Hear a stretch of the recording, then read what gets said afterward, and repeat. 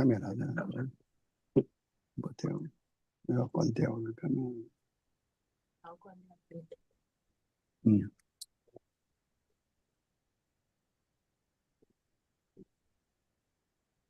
이런 건데.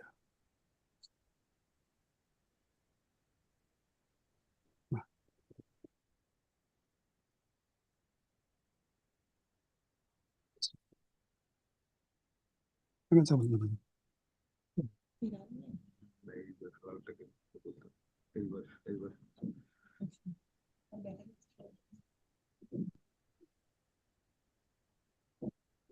লেখাটা ওটা কিভাবে কাটা যায়?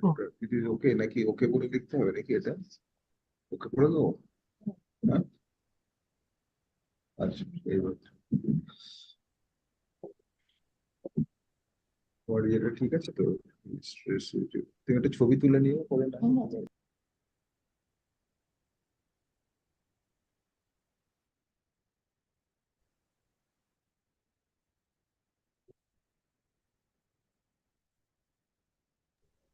Mr. Chairman, time's up.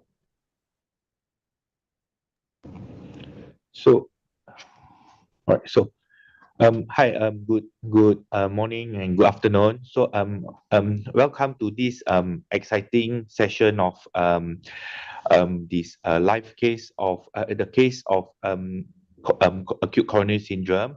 So, I'll be chairing this session, co-chairing this session with Dr. Lee. So, first we will probably start off with the first session today. So, I would so this is the bit of annotation. So we will be talking about acute coronary syndrome with STEMI or non-STEMI, and I would like to actually introduce the first speaker, which is Dr.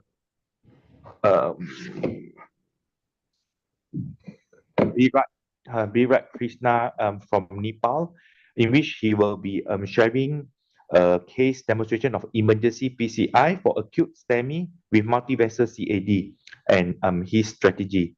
So without further ado, I would like to invite Dr. Virat.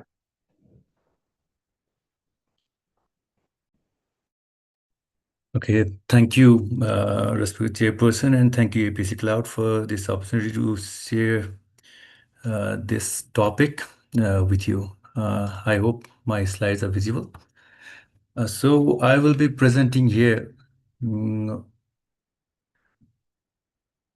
the case is PCI for acute STMI with multivessel CAD and my strategic thinking. And this case demonstration would be basically fairly simple. Just showing the strategy, what I would use in multiple case scenarios. So it won't be a much complex case, but a decision-making case only.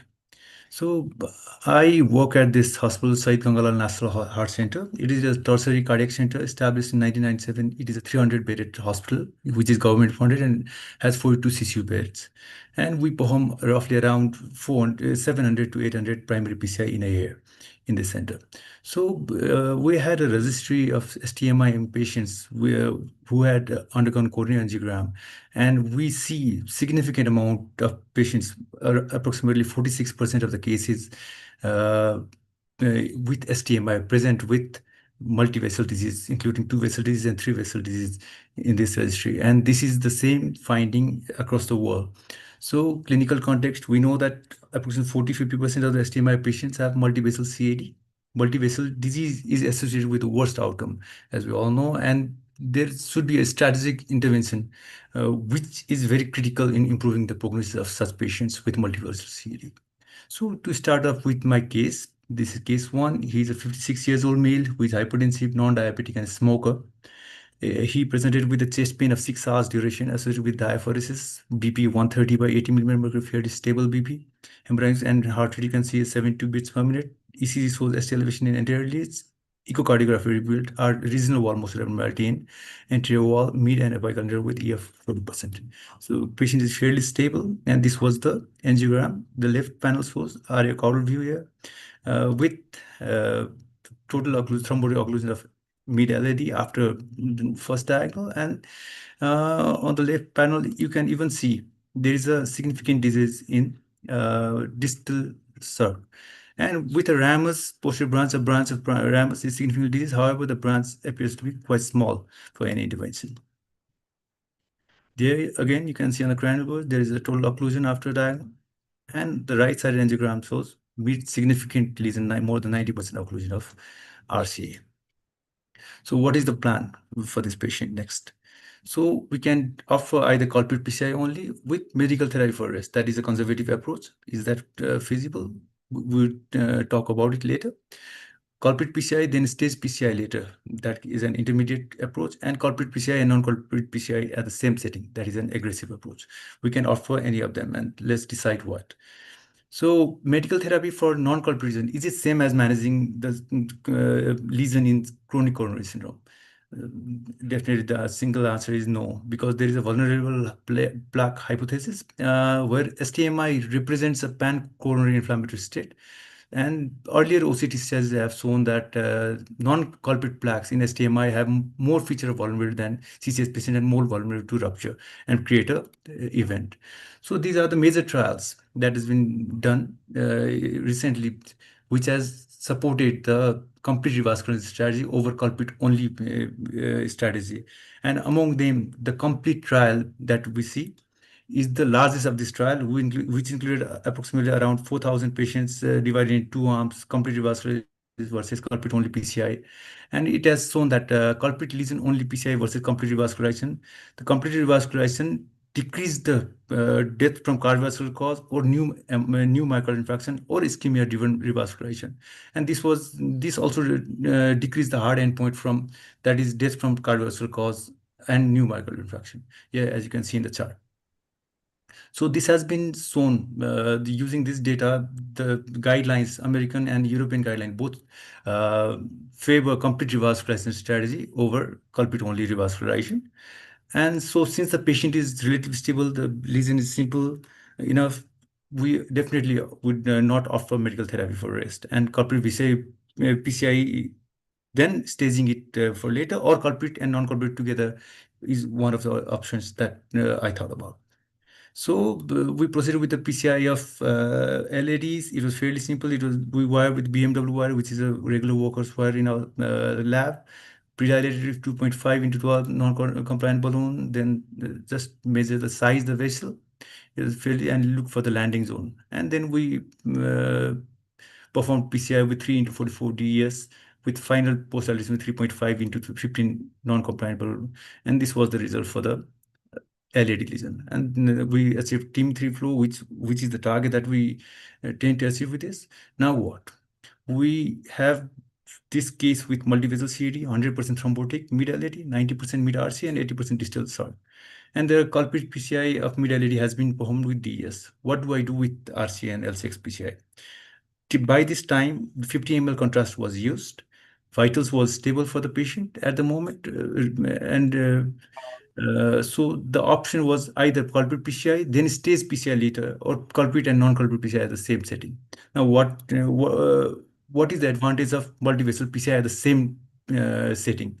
It gives the convenience of the single procedure, allows faster recovery, no risk of repeated arterial access, less risk for potential for recurrent ischemia before stage PCI, less anxiety to the patient regarding the future procedure.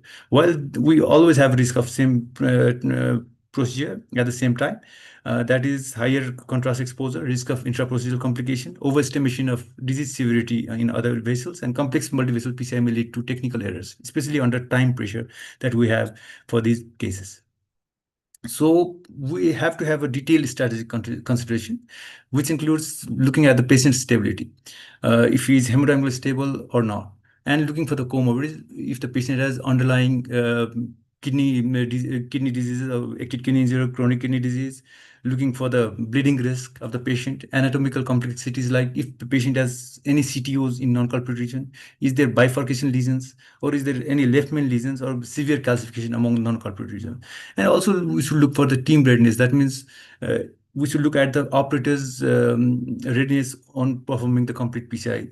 Is it the daytime? Is the operator fatigued? Is it performed at the midnight? That all those considerations should be taken into consideration, and also we should definitely, without doubt, take consider of procedural safety if it can be completed safely. So to decide on what to do, if culprit versus same setting versus stage setting, we will take into consideration 4 factors. One is clinical stability patient. Obviously, we don't opt for the single setting in a patient with hemodynamic instability. Only move on with the total revascularization in the same setting in a hemodynamically stable patient. Otherwise, always favor stage PCI. Then second consideration is culprit lesion complexity. If it is simple, fast PCI, we can always favor single setting. While if it's a prolonged culprit PCI, if there is chances of high contrast use, and if there is complexity, including calcifications, which may require calcium modification, then always we should favor for stage procedure. And we look for the non-culprit lesion characteristics. We look at the severity of the disease. If it is very severe and it's simple, it can be treated in the single setting. If it is intermediate, we have doubt whether this is significant or not, we can always opt for physiological assessment later. And for chronic total occlusion, left main or bifurcation lesion, we don't opt for single setting PCI for STMI. So we also, fourth consideration is system and operator consideration. That is, if the operator is experienced enough, definitely that is the most important part. The operator knows when to stage and when to complete in the single setting, and it is safe to complete in a one go if the operator is experienced enough. But if you are just starting out, you're in an early career stage, then it is safe to stage the PCI rather than just go for the single setting PCI.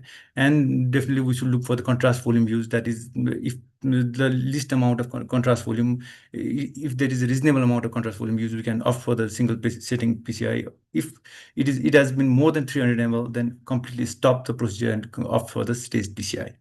So timing of PCI, to summarize, immediate and complete PCI would be complete if patient is stable and has a low complexity, and staged PCI is suitable in complex and unstable setting. So this has been shown, and this has been demonstrated in trials as well, like in multi-stars AMI and VASC trial, where immediate PCI was superior to staged PCI in hemodynamically stable patient. And this benefit was mainly driven by the reduction in non-fatal MI and ischemia-driven TLR during follow-up. So this is the chart. This is a Kaplan-Meier curve that you can see in multi-stars AMI investigation that show that immediate group had significantly lower incidence of reinfarction or unplanned ischemia-driven revascularization when compared to the stage group. And this has been shown in the guideline as well. American guideline says it's a class 2B recommendation to opt for the single stage PCI. And ESC says either you can opt for a stage or single setting PCI in patients with multivessel hemodynamically stable patients. And what about physiology? Should we look for the FFR in the patient's non-culprit lesion? The frame AMI supports the FFR guided PCI, but this was mainly driven by NSTEMI lesions rather than STMI. If you look at the subgroup analysis of STMI, it doesn't support the FFR guided PCI. However, flower MI, there was no MACE difference versus angiography driven PCI. And all those meta-analysis for 10 trials had shown that angiography-driven complete revascularization in STMI was associated with significant reduction in cardiac death and non-fatal MI compared to the physiology alone. So this thereby ESC guideline recommends that PCI of non-IRS should be based on angiographic severity rather than just physiological guided. And that is what we do in our cases. And so in our particular case, the patient is stable, lesion complexity is fairly simple, renal function of the patient is normal, contrast volume was only 50 ml, is a reasonable volume, and operator, it was not done in the middle of night, and we were not fatigued. We were opting for the intervention. So we proceeded with the PCI of this non-culprit result. The L6 was fairly simple, wired, and we pre-dilated with the same balloon. And then we applied restore DEV into the LCX, and this is the final result with LCX and the left system. As you can see, it was fair enough. Then we moved on to the PCI of RCA. This was significant, simple lesion. We wired again with the same balloon, same wire. The best thing about this using the same setting is that you can use all those logistics or hardwares that you have used earlier. The same wire, same balloon can be used, and that would come around with a benefit of cost benefit. So we then applied a DES 2.75 33 in RCA. Then this is the final result, and this was fairly simple case.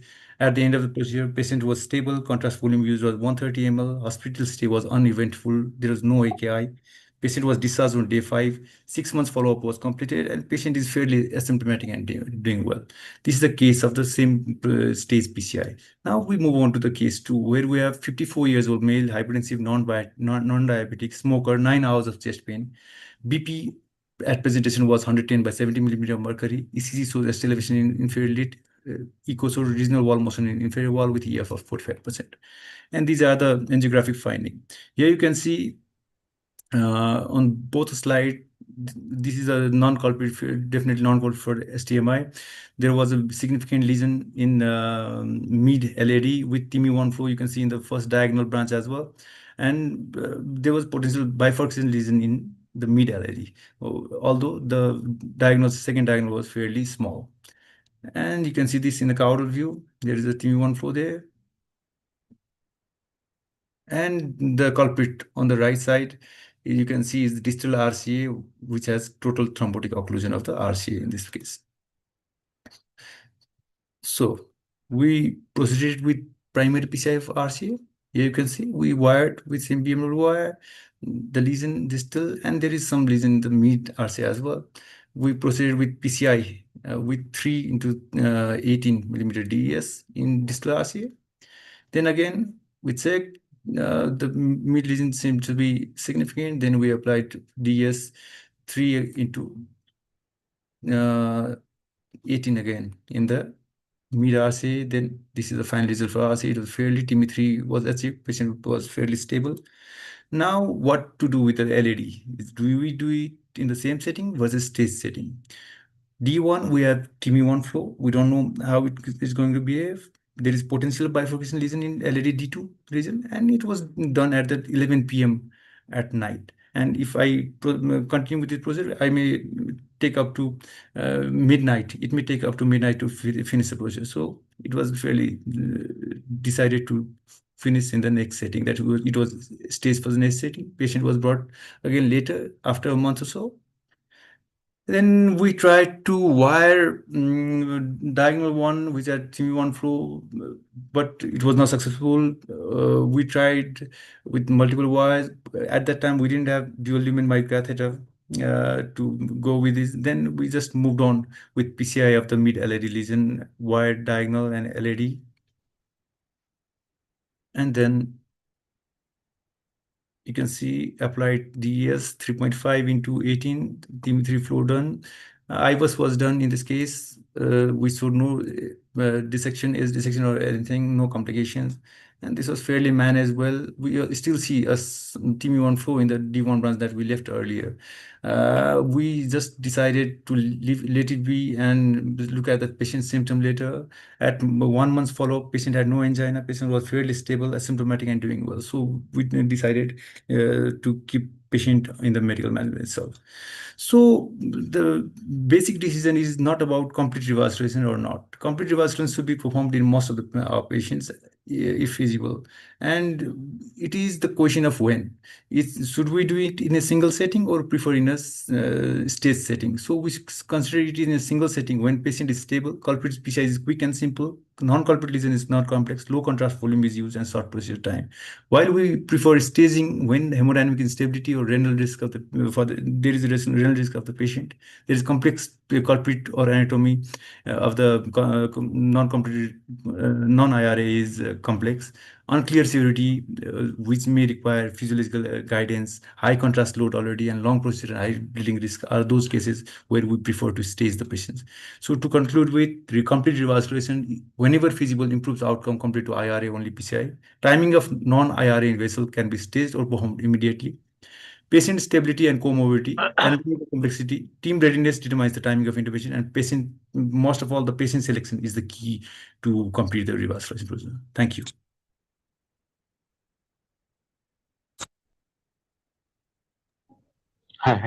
Thank you, Dr. Birat, for the very concise lecture, sharing with us cases and a lot of guidelines being shared. So I would like to congratulate you. The first case was very nicely done, and I mean, of course, second case at 11 p.m. I mean, most of us were done the same thing because we don't want human error to happen at that time, and after all, you have already sort out the culprit lesion.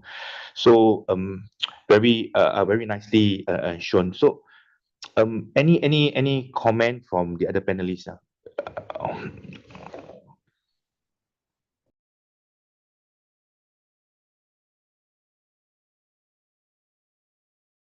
So I think always the debate, something that has been a debate about culprit or non-culprit lesion, culprit or total reverse has always been always debatable.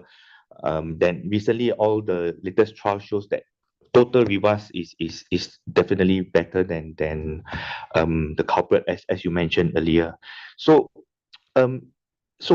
if the second case wasn't at 11, will you just proceed and total reverse it? So the patient was stable, right, at the time? Yeah, patient was stable. Although you see the complexity of the lesion was not that great. I mean, it was fairly simple lesion. We could have proceeded with the lesion because there was no significant calcification, everything going on. I don't think bifurcation strategy, two-stent strategy was required in that case. Fairly simple provisional strategy, stenting would have done the case. So yeah, we could have opted for the single setting strategy as well. But middle of night, you don't want to take any further hassle, and we can also bring back the patient. Can I have one comment, please? Yes, Yes, I am. Yeah, sure. Yeah, regarding Apa? hello, Kenapa? can I comment? Yeah. Yeah, this sound.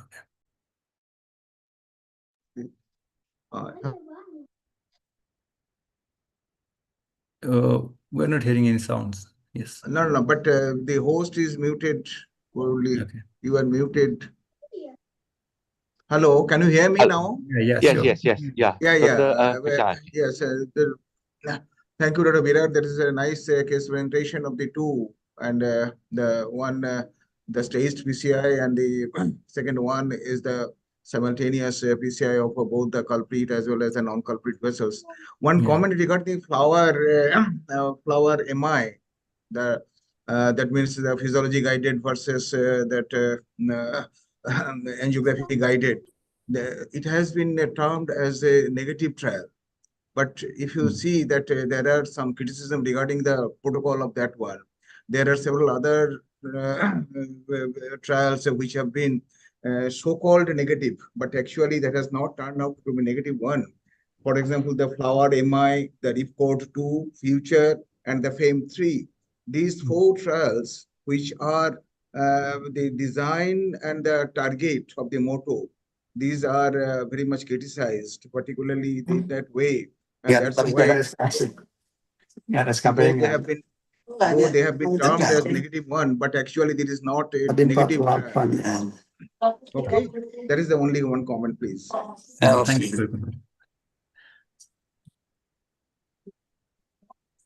you. Thank you, Dr. Kashina.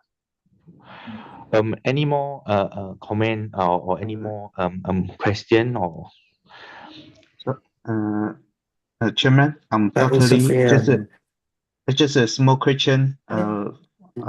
For case 2, how long is the stage PCI after the index primary PCI? How many days after the? Yes, thank you. It is a brilliant question. Actually, when you look at the data and when you look at the complete trial, most of them have been performed within 23 days. But every patient has been performed under 45 days. So it is the clear recommendation right now that you finish the complete revascularization within the 45 days of primary event, and if possible, earlier. And just for this case 2, and how many days Case after 2? your case 2, Second how case, many, it was, I think, do you around remember? around 35, 40 days, maybe 35 days, maybe. Yeah. Oh, Because okay, there are multiple factors going on, including yeah. patient's financial consideration and everything. So it took some time. But yeah, within 45 days is a recommended time frame. Okay, because I see the angiography, you can see the diagonal branch is TIMI one, only TIMI 1 Pro, and very difficult to engage the osteoregion. So I mean, maybe we have a time of optimal medical therapy, maybe make the stage PCI more simple. So I think it's okay. Okay, thank Yeah, you. thank you.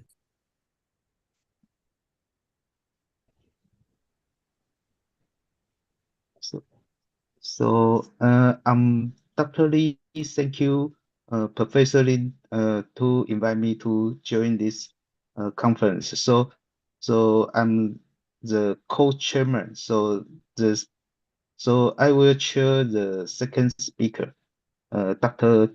Deno from Thailand.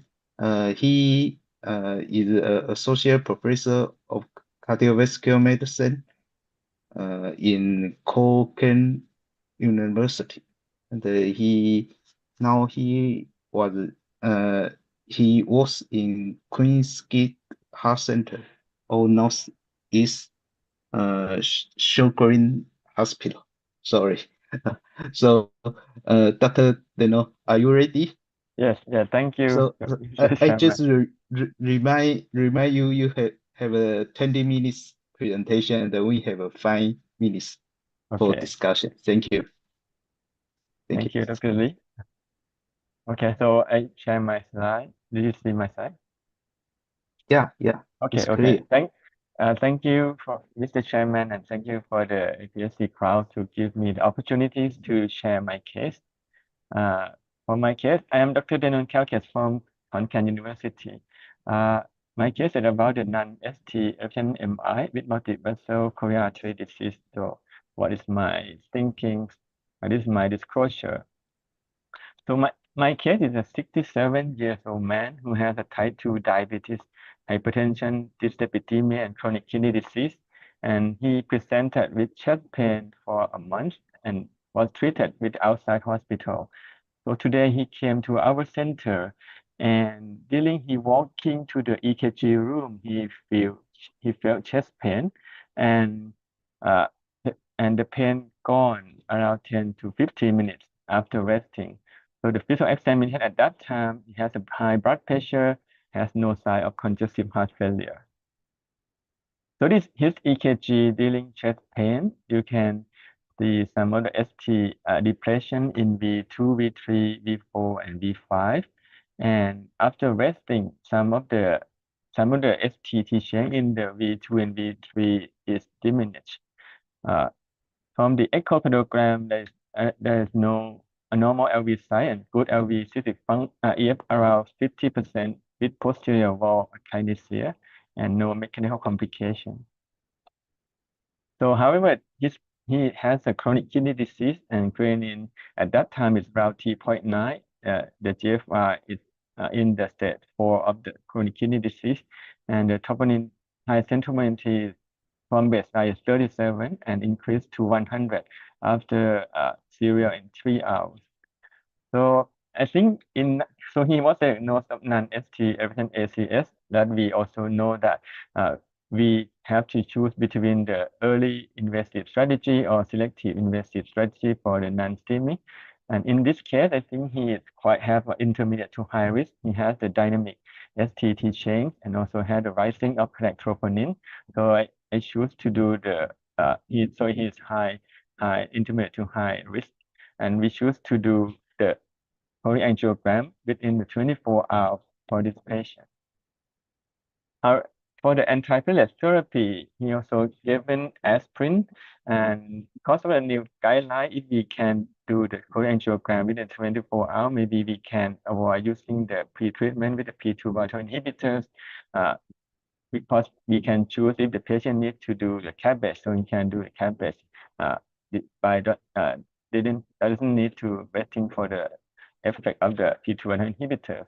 So next day, the patient has been to the cath lab, and this is his choleangiogram. This is left coronary artery. You can see that there was a tight narrowing of the obtuse marginal branch with some of the bifurcation lesion, and also the LAD also has a very long mid LAD lesion, and with the bifurcation with the diagonal branch.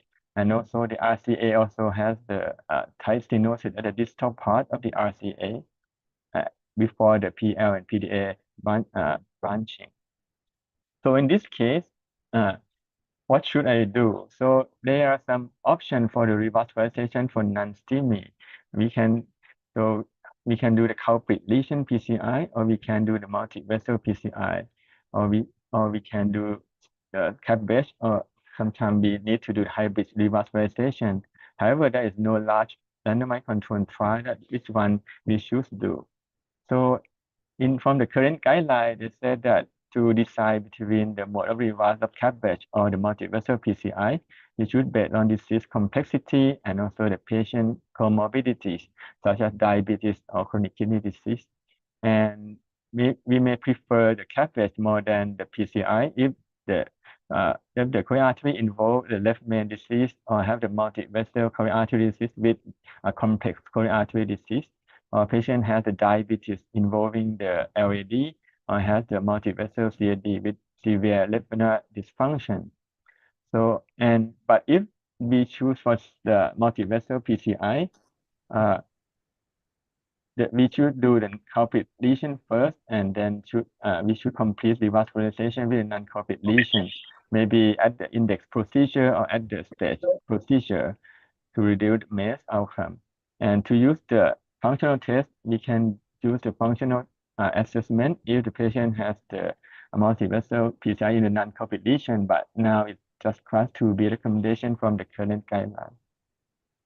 So in this case, I recommend, because the patient has the multiple, have the severe disease and multivessel disease, and also the complex lesion. So I suggest the patient and relative to do the cabbage first. And patient also have diabetes and chronic kidney disease. However, the patient and relative strongly refuse to do the CBG.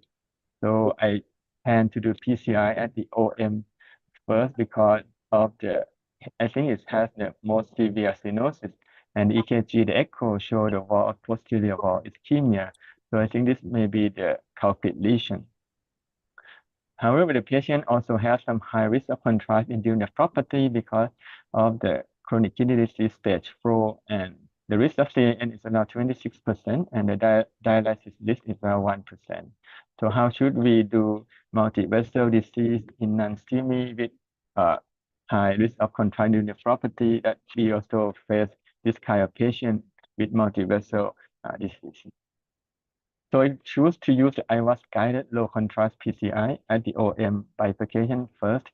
So I use the BL 3.5 and use the Whisper Y and direct TY to the lower and upper OM branch, and then we fill it with the 1.2 balloon and step up to 2.0 balloon.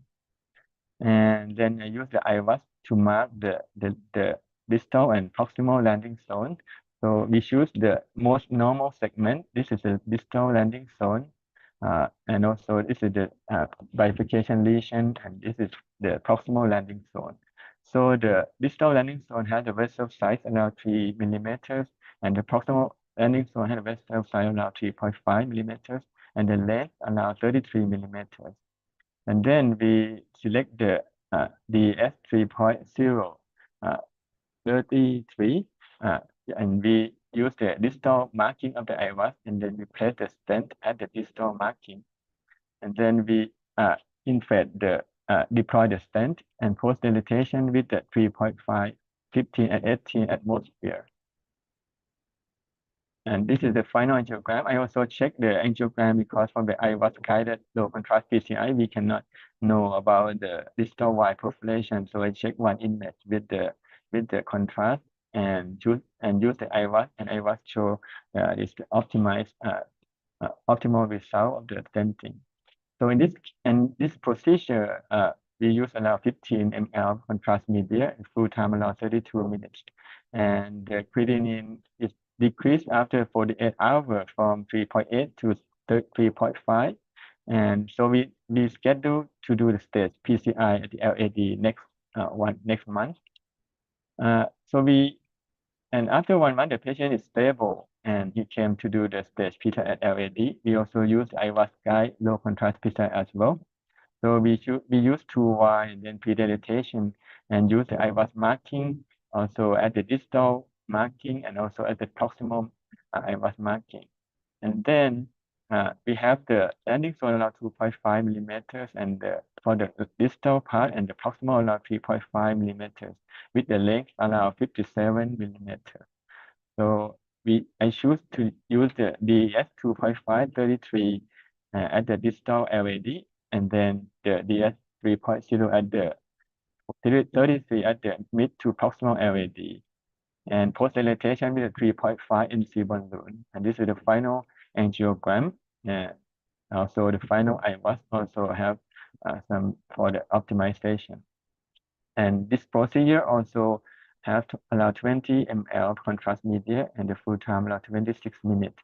And the kidney still the same, is around 3.9 milligram per deciliter. And then we stage the patient another time, maybe another month for the RCA. I checked for the left coil system before doing the RCA, and it shows the patency of the stent in both obtuse marginal branch and also the LAD. And then we use the JR catheter and use the two whisper wire to the PL and PDA branch and pre-dilate with a small 1.2 balloon and 2.0 balloon at distal part of the RCA to PDA. And also use the same IVAS guided PCI, the low contrast by use the marker at the distal landing zone. It's around 2.5 millimeter and the proximal landing zone around 3.0 millimeters and the length around 22 mm. So we choose the DS 2.523 and then post dilatation with the NC 3.0. And this is the final result. So in the kidney is still the same, and after some hydration, the creatinine coming down to 2.4 milligram per deciliter, and the patient can be discharged around 48 hours after the PCI, and he has been followed up for maybe 1 or 2 years, and the kidney still allow 3 to 4, and so maybe we can quite skip for a while for the renal replacement therapy. The patient is still doing well and still no chest pain. So the learning point of my case, I think for non-ST option MI, we need to choose between the early invasive strategy or the selective invasive strategy guided by the patient risk. And for the mode of revascularization in the multivessel disease, we should consider the disease complexity, the patient comorbidities, and also share decision-making with the patient and relatives. And for PCI, I think we should do the culprit lesion first. Sometimes in non-ST MI, it's difficult to define the culprit lesion, but we generally define by the EKG, define by the echo, and with also the angiographic finding that which vessel should be the culprit lesion. And we should to treat the culprit first and followed by stage complete revascularization and maybe using the FR-IFR if the intermediate lesion. And I think IVAS guided PCI is really recommended to enhance the procedural safety and also minimize the contrast media. And maybe in case of chronic kidney disease, it may avoid the contractile nephropathy and may improve outcome. Thank you for your attention.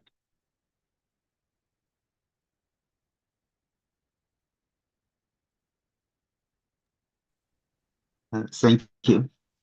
Thank you. Very complex case present with a non-STEMI look like a high synthesis score, but refused bypass surgery, and he also have a significant CKD, and you use IVUS to minimize the contrast media use and to do the complete revascularization. I think it's very successful case. Is there any question or comment from our audience?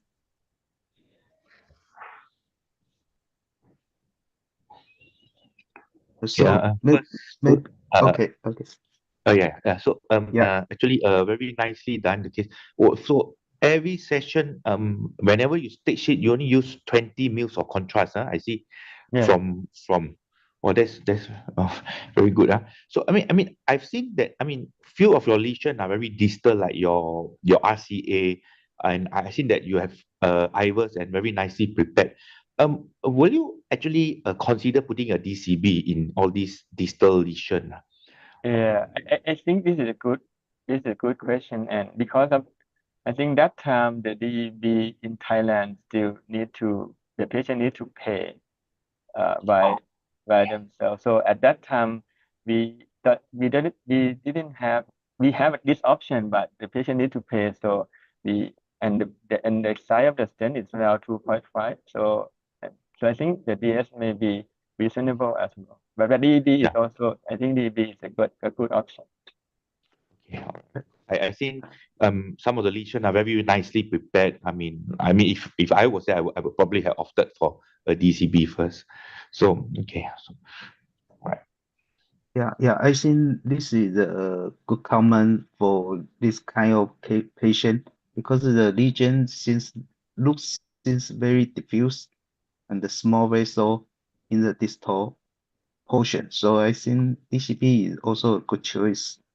And I just want to ask some question about the treatment strategy, because when we see the ECG is V1, V3,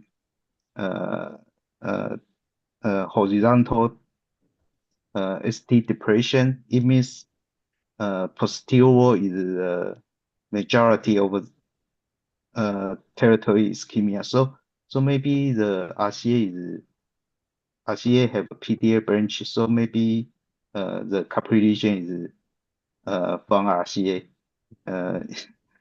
How do you think?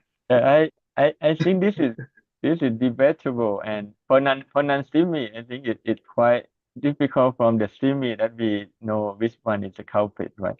So in non-STEMI, we need to use many kind of evidence to convince ourselves that which one is the culprit lesion. So I think maybe the EKG look like it's the posterior wall MI, and the echo also show the posterior wall kinesia. Yeah.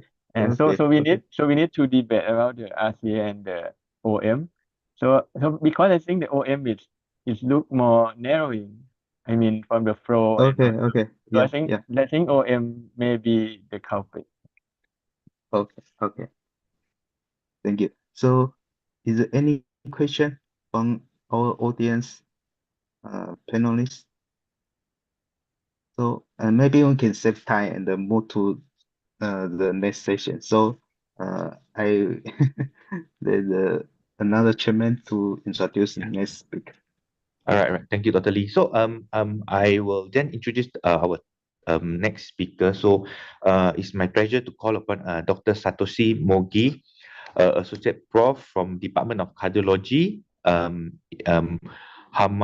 Hamamatsu University School of Medicine, Japan. So over to you, Dr. Satoshi.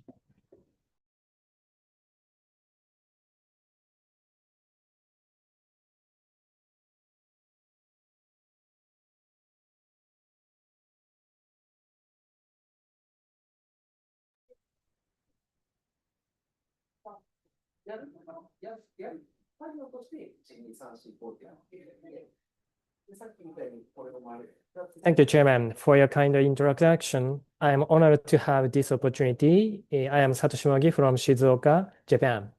Shizuoka locates between Tokyo and Osaka. Mount Fuji is located in Shizuoka. I would start my presentation. The patient was a man in his 70s. The chief complaint was chest pain followed by loss of consciousness. He had previously undergone catheter ablation for atrial fibrillation. He was independent in his ADLs and was taking anticoagulants and statins. The patient felt chest pain and used nitroglycerin, but there's no improvement. He visited the previous doctor after 1/2 hour. He lost consciousness and went into cardiac arrest. Bystander CPR was started and ventricular fibrillation was confirmed. Defibrillation was performed 3 times with an AED. Then ambulance arrived at the previous doctor's office. During transportation, the ECG showed, unfortunately, AC stall. After 13 minutes, he was transported to the emergency room. Then automatic cardiac massager was established. At the same time, ECMO insertion was started. This is a video at that time. As you can see, after receiving a notification of the patient visit, a clinical engineer set up ECMO immediately, striving to shorten the time. Then an emergency physician performed tracheal intubation and the cardiologist initiate ECMO. It's an automated cardiac massager.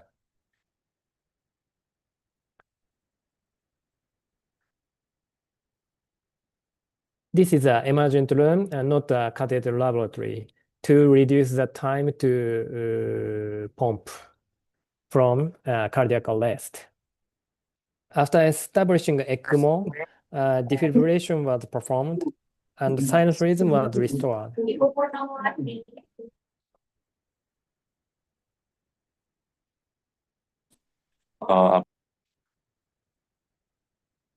Okay.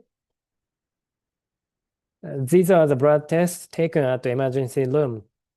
Anemia is observed. PT-INR and APTT are prolonged, reflecting the administration of anticoagulants. Cardiac kinase is not elevated. Troponin T is a little bit elevated. Blood gas analysis revealed both respiratory and metabolic uncompensated acidosis. A chest X-ray showed cardiomegaly and pulmonary congestion. An electrocardiogram showed right band blood block and ST elevation mainly in the precordial rays. In accordance with ESC guidelines, we decided to perform emergency CAGs because ST segment elevation was observed on the electrocardiogram after resuscitation. At this time, blood pressure was approximately 100, elevated by norepinephrine. So first, the radial artery was punctured and CAG was performed. Because ECMO had been inserted, the placement of an impeller was not considered at this point.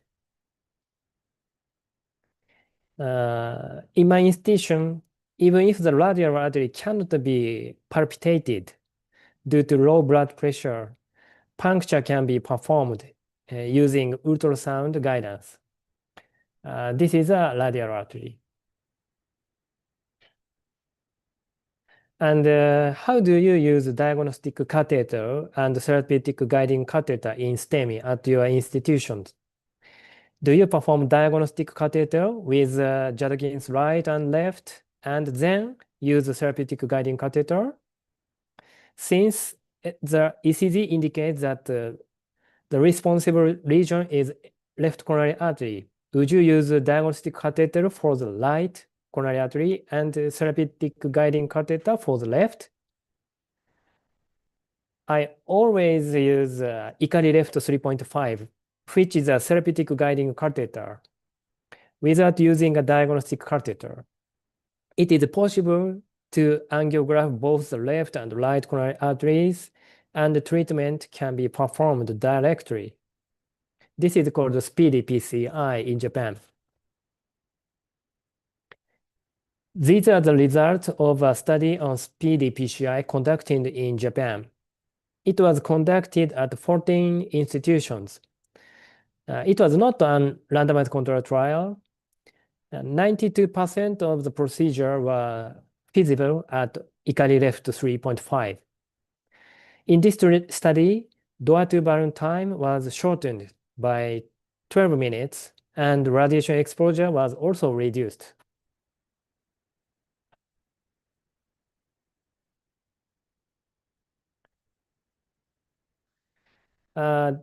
This is a representative case.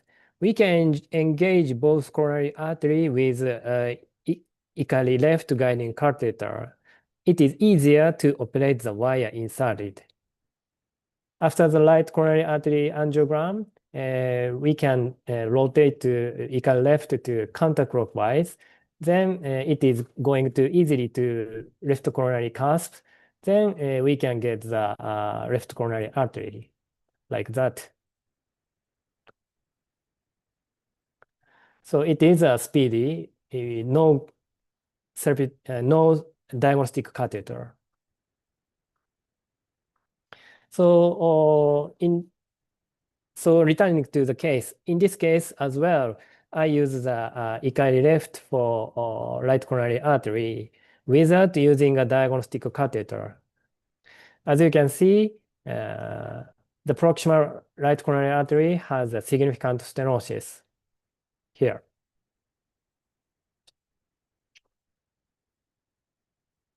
As you see, the LAD was completely occluded in the middle. So immediately I crossed the region with a floppy wire, and then we did a thrombus aspiration. And finally, we get TIMI3 blood flow. After that, we check the IVAS. This is an image from distal LAD to proximal. This is a mid part of LAD. The IVAS image shows the attenuation plaque.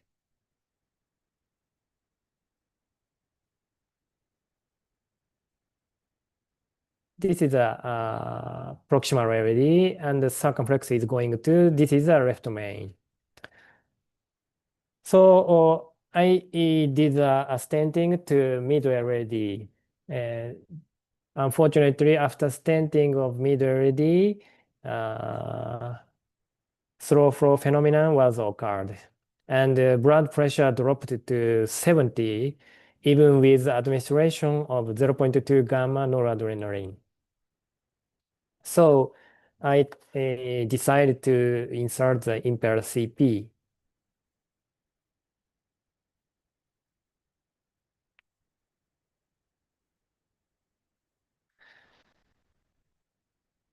Here is an ECG taken after impeller was placed.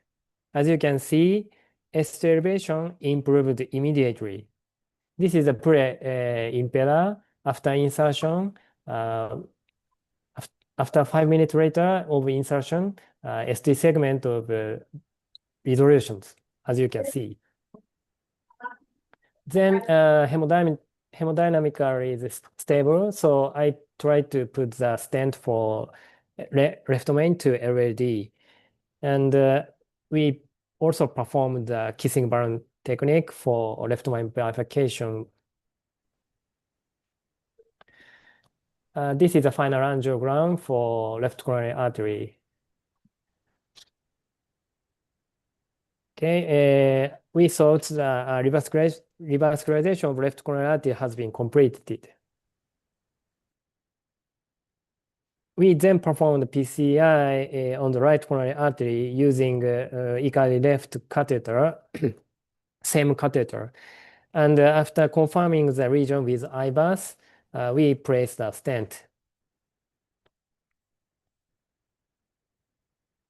We can see a clot at the right coronary artery.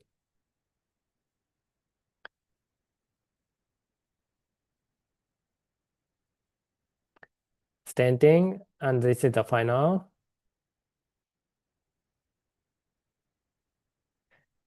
Revascularization of the right coronary artery was also completed.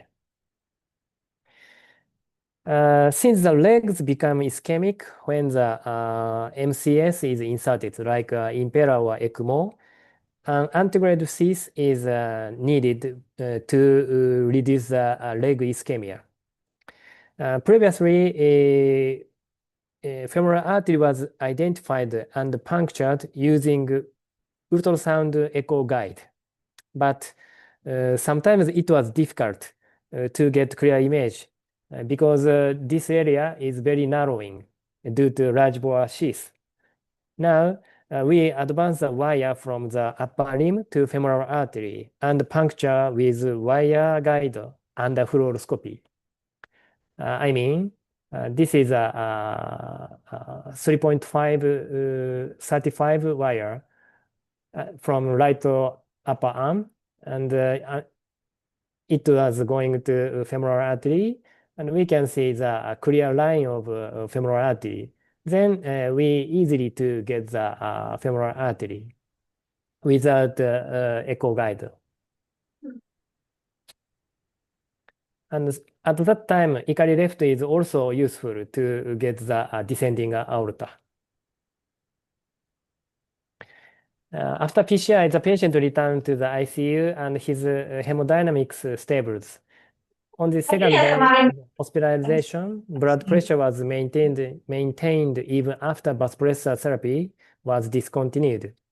Echocardiography showed improvement in wall motion outside the infarcted area, so the impeller and ECMO are removed.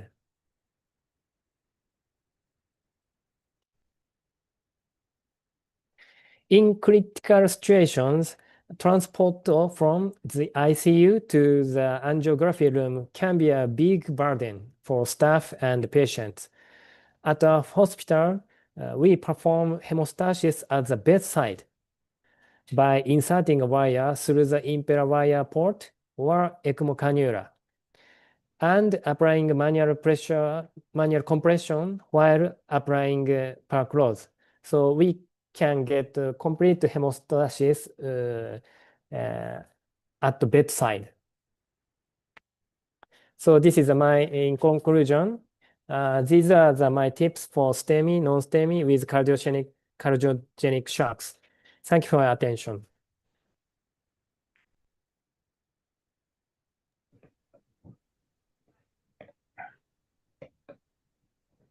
Hi, thank you for that the amazing case. I would like to congratulate you and your team. So,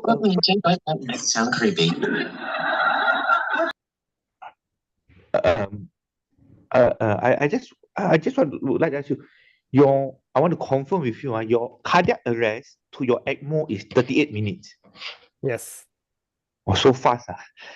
So where was the patient? Patient was around the hospital, or that is the normal time in Japan that you get a patient with cardiac arrest to your ECMO, which that 38 minutes? No. This is a lucky case because from doctor to doctor, the patient was collapsed at the outpatient previous doctor's room. So it is smoothly to transport it to our hospital. Okay, all right. So and you mentioned that day 2 itself you off your ECMO and impeller, right? Day 2 after the procedure. So how was the patient condition at time? Did the patient, how many days that you managed to extubate him?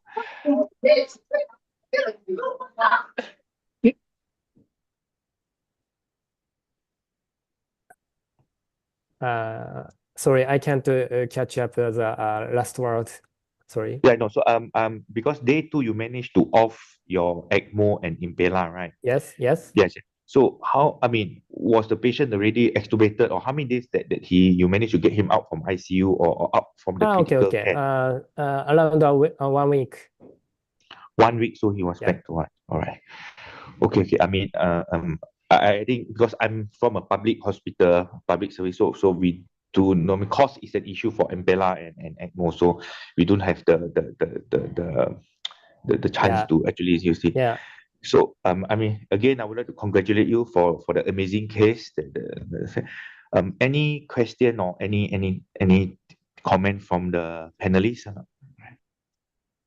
Hello, I'm Dr. Lee. Hello. I think this is a very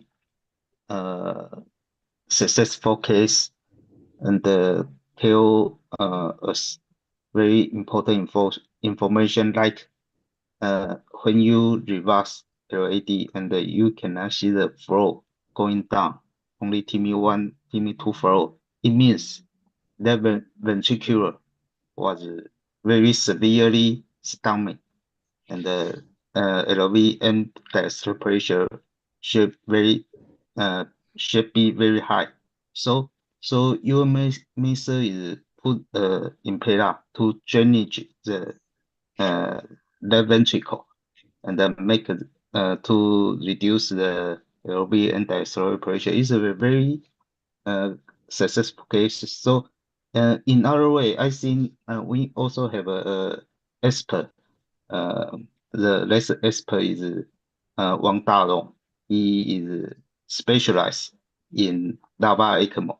It means also have a the same is also a very effective method like your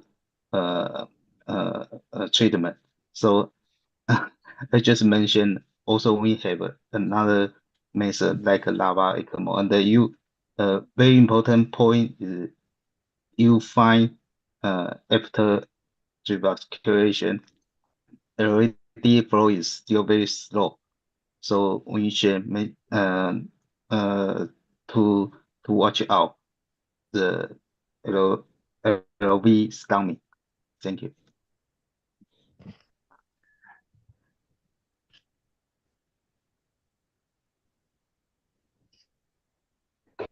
Hi, any more comment from the panelists? Hello, I'm Dr. Wang from Songhe Hospital. I'm curious about how do you build the distal perfusion catheter? Is that connected to the A line or it is just connected to the A system of the ECMO? Because you show the impeller, did you connect two distal perfusion catheter from the ECMO A line? Or Yes, exactly. ECMO airline. Yes. okay, Yes. okay. Oh, okay. So insert the ipsilateral from both sides of femoral artery. One is impeller, another is ECMO. So we put the two system for ipsilateral, and we get the artery pressure from ECMO line and divide the two sides. And one is connected to ECMO part, and one is connected to impeller's wire lumen. A little question. Do you think the patient really need the distal perfusion catheter for the all time? Because it is very difficult for the nursing for caring, and sometimes we not routine put the distal perfusion catheter, and most of patient can get through it. So did you think it do you really need, or you have some data to or some criteria for you? Okay. Thank you for a good question. It's a very important. As you know, for Asian people is not a big. Asian people doesn't have a big femoral artery.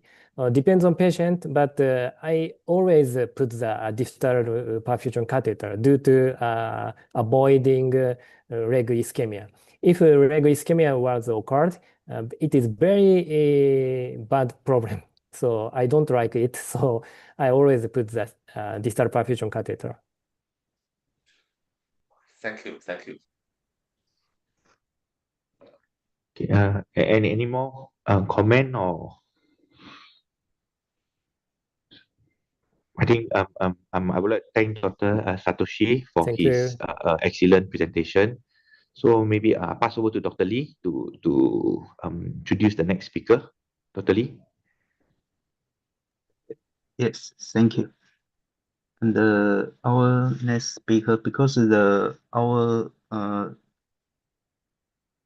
speaker change. Yeah, so I have yes.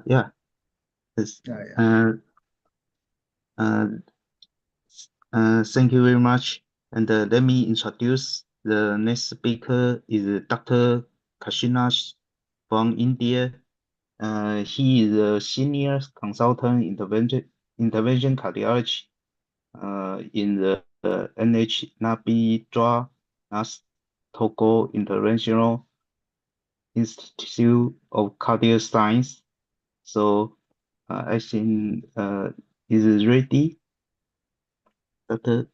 Kashino? Yeah. Please. Can I Thank share you. the slides? I'm sharing the slides. One could slide should be.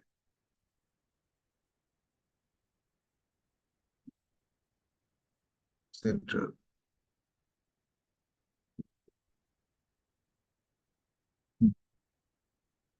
Good afternoon, Chairman, sir, and distinguished faculty of this prestigious meeting online.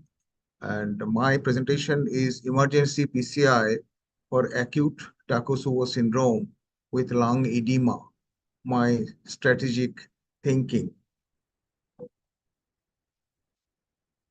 Here is a 65-year-old lady who is diabetic, normotensive, hypothyroid, and there is a history of recent bereavement due to loss of a near relative. She presented in the emergency department with severe acute chest pain and shortness of breath. There is no history of palpitation, syncope, or fever. The clinical status, there is tachycardia, and peripheral pulses are palpable in equal and all four limbs. Blood pressure is on the lower side, 105 by 60 millimeter mercury. Saturation is 87% with nasal oxygen. And there was on auscultation, left ventricular S3 gallop, bilateral basal crackles up to the mid scapula. And this is the chest X-ray. As you see that there is pulmonary edema, and she was put on positive pressure ventilation by PAP. Here is the ECG on admission. There is sinus rhythm, tachycardia. There is significant ST elevation in the lead V2, and also there is some ST depression in the lead 3 and AVF. Echocardiography was done, which showed that there is dyskinetic entire apex, mid anterior wall septum, mid lateral wall with preserved muscle mass, and there is compensatory hypercontraction of the other walls, particularly the basal portion. The globe LV ejection fraction was 30%. Right ventricular function was normal. TAPSE was 21.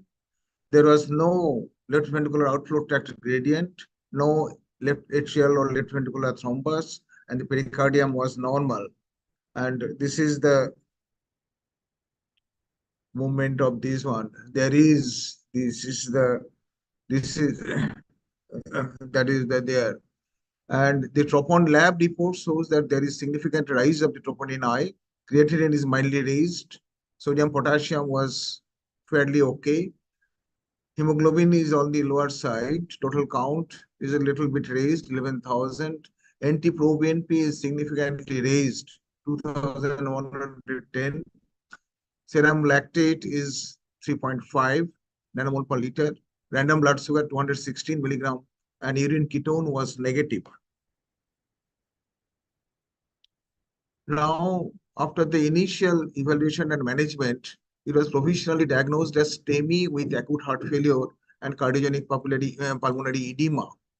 However, the echo was a little bit glitch because there was a confusion whether it is not strictly localized to particularly the LAD territory, though the ECG pointed that it might be the STEMI anterior wall, but and also the echo was not contradictory, but the basal portion was moving quite well. She was stabilized on positive pressure ventilation, and the loading dose of ticagrelor aspirin and high statin was given, high dose. Diuretics were given, both furosemide IV bolus, and infusion was started. And after stabilization, she was taken up for urgent coronary angiography. Now, the coronary angiography shows that the right coronary artery, from the echo and from the ECG, our suspicion was that probably the left artery was the probable the lesion, LED left system, the particular the LED. But here we find, to our utter surprise, that it is the right coronary artery which shows that there is some intermediate lesion in that area, proximal portion. The left coronary system, both LED and LCX are absolutely normal. Now, whether this right coronary artery proximal lesion is etiologically related or not, that is the question. And with a view to having this intermediate lesion in the proximal right coronary artery, and what is the hemodynamic significance of this one? In that critical situation, the patient has now just been stabilized to be capable of undergoing the coronary angiography. We had in our mind that whether we should go the physiologic assessment for the hemodynamic assessment, or we should do the intravascular imaging. But considering the criticality of the situation and the lesion angiographically did not appear very much significant, that is the intermediate lesion, and that's why we wanted for having the physiological assessment. And in that case, whether to go for FFR or IFR. That is because that particularly the adenosine mediated the hyperemic status is rather critical and rather more difficult in this particular situation. That's why we wanted for the non-hyperemic method, that is the instantaneous wave-free ratio, that is the IFR. And that's why that we opted for the IFR of the RCA lesion, and which came out to be 0.91. And the cutoff value is, as we know, that as per the defined flare and the IFR Swedhart study, we know that the cutoff value for a significant IFR is 0.81. And here it is more than that, that is 0.90. And hence it is not physiologically or hemodynamically significant. And hence we did not do any intervention at that particular point of time to the RCA. On the next day, the patient was shifted to ICU without putting any balloon dilatation or stenting to the RCA, which is not etiologically related in this background or the clinical scenario. And hence on the next day, we did the cardiac MRI, and which shows that there is the end diastole, there is the movement there, and during end systole, there is apical ballooning. And this is the picture in the cardiac MRI suggesting that there is apical ballooning of that portion. And if we see that this is the apical, this is the four-chambered view, in a view, there is contraction of the basal segment and severe hypokinesia of the mid and the apical one. And this is the two-chambered view showing that the contraction of the basal segment, but the apical segment shows that there is hypokinesia. And this is the movement. This is the movement. And here, this is the movement. And there was no evidence of any myocardial infarction or rather MINOCA in the form of either transmural or subendocardial lead gadolinium enhancement, or there was any subepicardial lead gadolinium enhancement suggestive of any myocarditis. And however, there was some degree of edema, which is intense edema, which was in the myocardium, which has been detected in the myocardium, and particularly suggestive of particular this Takotsubo syndrome. Now, subsequently, we wanted to go for whether the criticality of the lesion on the next day to evaluate the CT coronary with the CT coronary angiography, the criticality of the lesions, what that lesion of the RCA. And we find that there is the lesion that shows partially calcified plaque in the proximal RCA causing 40 to 50% stenosis, and the other arteries, particularly the LAD and the LCX from the CT in the curved reformed portion, that there is absolutely normal. There is no plaque at all. But with it, from this same CT coronary angiography, we can see that there is CT dynamic image showing ballooning of the Takotsubo syndrome, and we can beautifully demonstrate that this is the contraction of the apex from the same frame. There is a CT coronary angiographic frame, CT dynamic images showing that the apical ballooning in the Takotsubo syndrome. Hence, with all this background clinical feature, that there is significant involvement of the LV apical apex and the contraction of the basal portion, and in the absence of any evidence, particularly the cardiac MRI is very, very definitive to exclude that there is no transmural microinfarction, or there is no evidence of any MINOCA. There is no lead gadolinium enhancement, as I've already mentioned, and there is no evidence of any myocarditis. In this context, one has to remember that the cardiac MRI can also give some degree of transmural band of fibrosis at the hinge point of the hypercontractile portion and the hypocontractile, but that is significant, but it is not present here also. That may be present there. Now, what happened subsequently, if we follow the post-procedure course in the hospital, gradually the patient improved clinically, and the biochemical parameters and the antiprobions also gradually become reduced, and there is resolution of the ST segment elevation in the precordial leads. The repeat echo 2 weeks after the initial presentation showed resolution of the wall motion abnormality. This is the ECG, which has significantly improved, and this is the echo after 2 weeks. This is the wall motion, beautiful wall motion abnormalities recovering from the initial episode of this one. And we had repeated the cardiac MRI also, and which shows that there is good contraction, wall motion in all the 4 chambers. Hence, sir, this is the ideal case for Takotsubo syndrome, where the coronary angiographic lesion was the bystander. It is not the etiologically related factor, this coronary lesion, and hence we did not do the intervention, particularly in that particular point of time, regarding, and we have managed the as a non-etiologically related atherosclerotic plaque in the right coronary artery. And if we go back to the history of the Takotsubo syndrome, this is the classical picture of the Japanese octopus trap, that is the Takotsubo, and this is the first demonstrated case, and I have borrowed it from the literature, that this is the during diastole and during the systole, there is apical ballooning during the acute phase, and this is the after recovery, there is complete recovery of the function of the Takotsubo syndrome. This is the first reported case from Japan. There are, what are the different types of cardiomyopathy? This is the commonest, the apical variety. There is apical ballooning, which is present more than 80% of the patients. And this is the mid-ventricular, which is present around 10 to 15%. And this is the basal portion, which is around 2 to 3%. And the focal, which is the least common of the 4 varieties. And in all the portions, there is left ventricular systolic dysfunction. Ejection fraction varied from 40 to 50% on an average. Now, what are the emotional stressors? That is the emotional stressors as the physical triggers.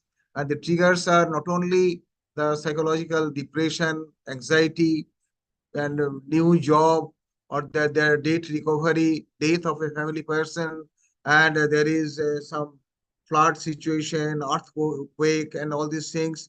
But not only this, the negative side, but also the happy heart syndrome has also been associated with this Takotsubo syndrome, particularly winning a jackpot, the birthday party, wedding party, and all these things. These are all emotional stress, as I mentioned.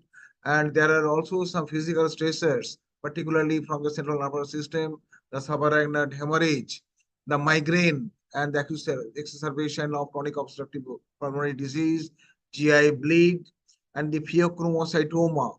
A few words regarding this pheochromocytoma. Pheochromocytoma has also been found in the as a stressor for this one. Particularly, I shall be coming in the diagnostic criterion that pheochromocytoma has been excluded from the diagnostic criterion from the Mayo Clinic.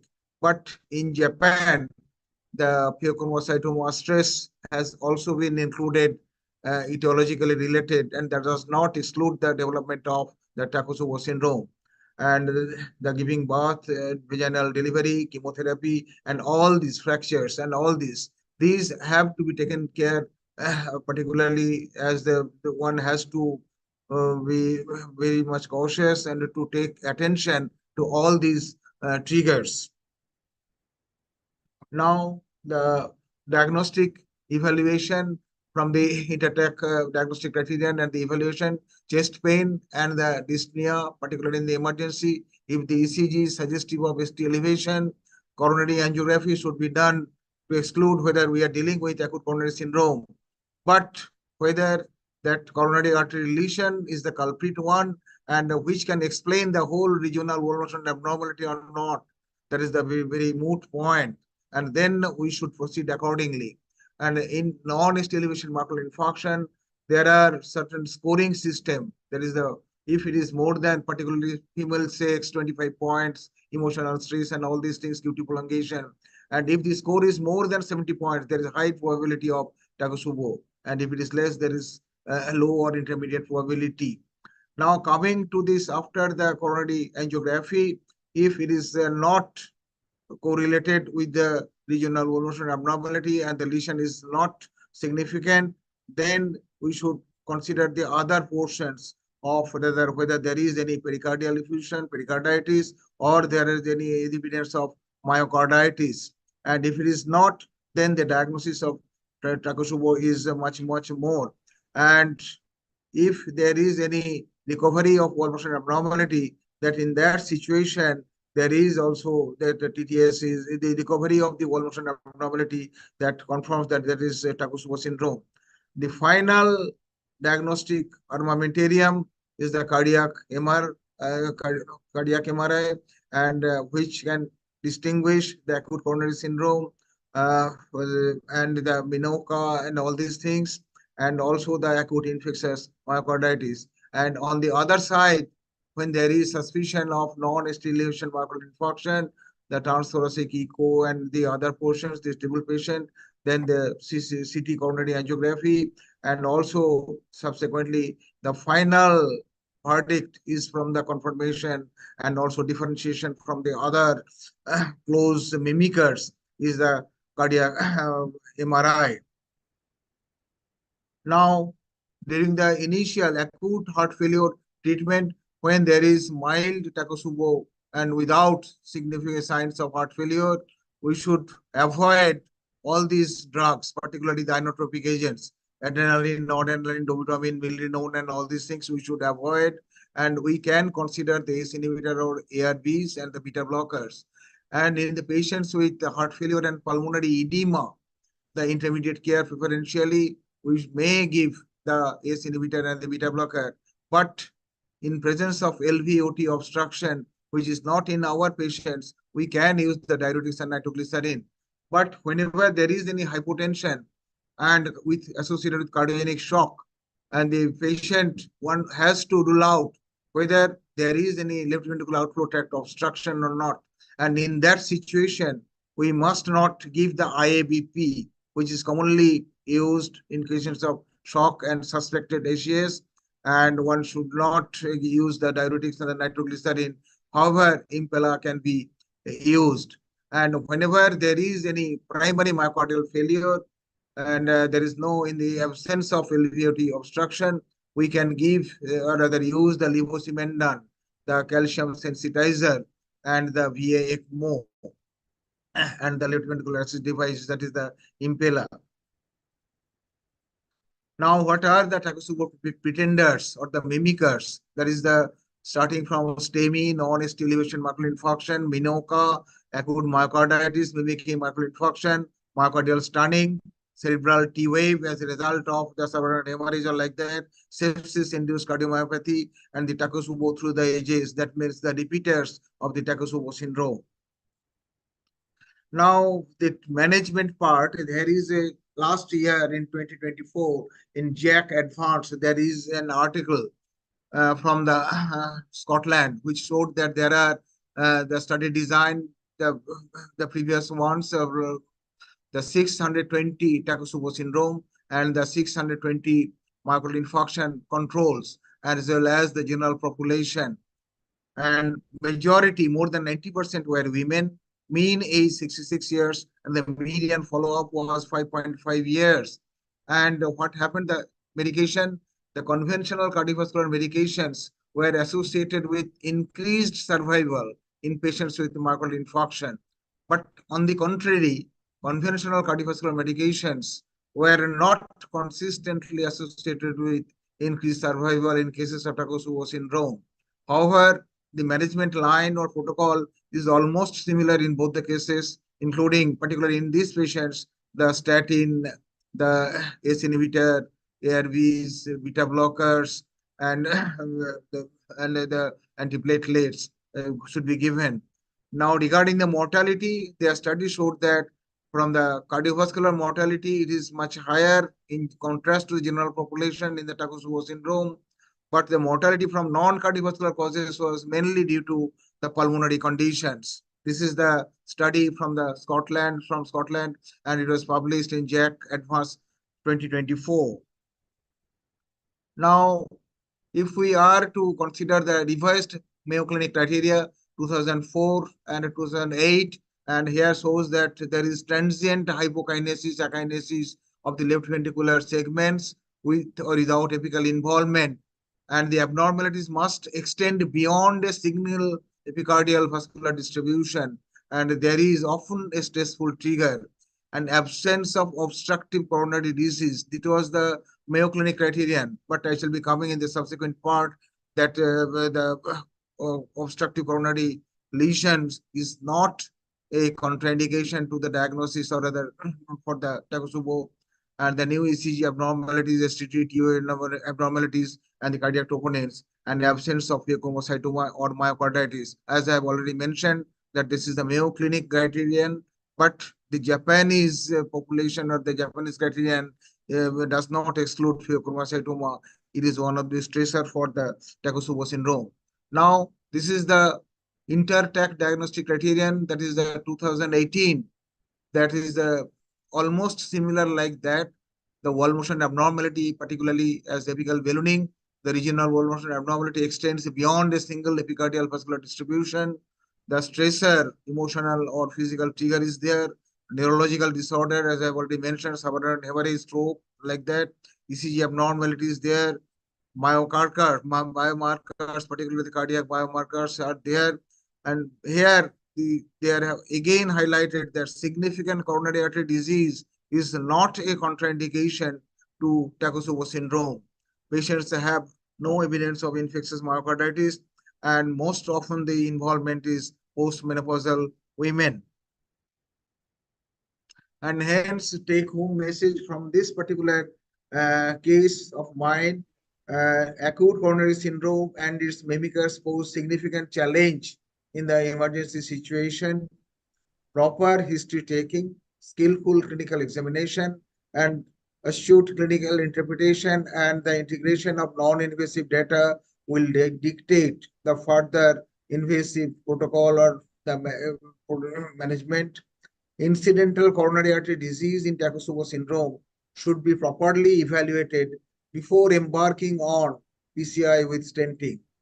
And most important is multimodality imaging helps in confirming Takotsubo syndrome, which is more often encountered nowadays due to escalating stress in our psychosocial life.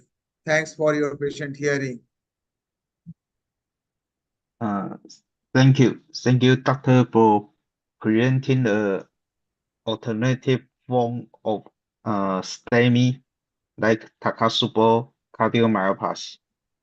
And I truly appreciate for your comprehensive review and the knowledge share. So any question or comment from our audience participant?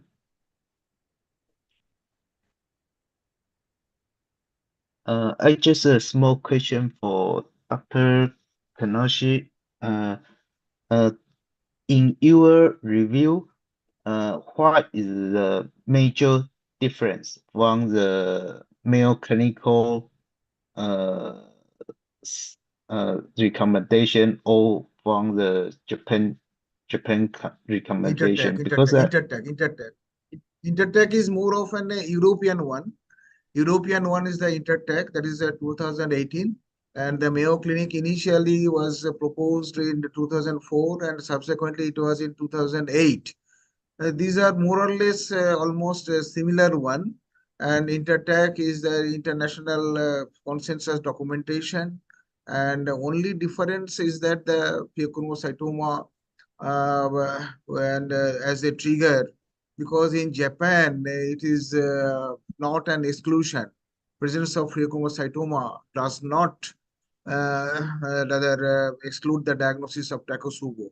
Even in a stressor or the stress of pheochromocytoma episode, that can also trigger that Takotsubo syndrome. Hence, if the patient harbors pheochromocytoma and unfortunately experiences an episode of stress as a result of pheochromocytoma, that she should not be denied the diagnosis and management of Takotsubo syndrome.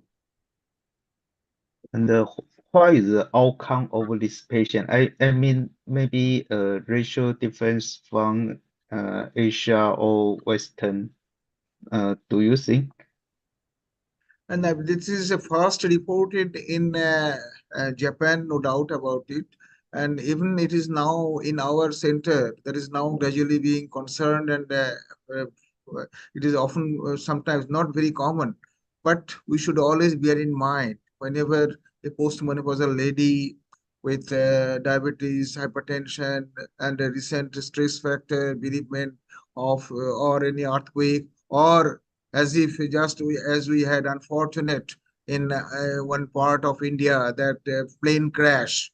Unfortunately, more than 240 people unfortunately had a casualty. And in that, these are all the earthquake in Japan. These are all stressors. And in that background, in that scenario, one has to take the patient into consideration. But given the situation, one should always think that am I dealing with a patient of serious of acute coronary syndrome? We should not miss that. We should not miss the golden period that we are not intervening a patient that who needs urgent PCI. One should always exclude that I am not dealing with an obstructive coronary lesion which needs urgent attention in the cath lab and a need of the primary PCI or like that, which is a life-saving situation.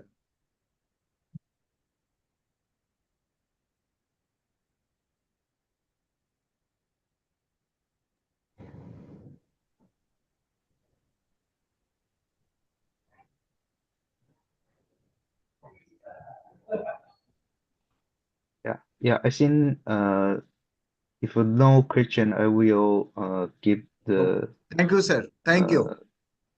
Is there any question? No. Okay.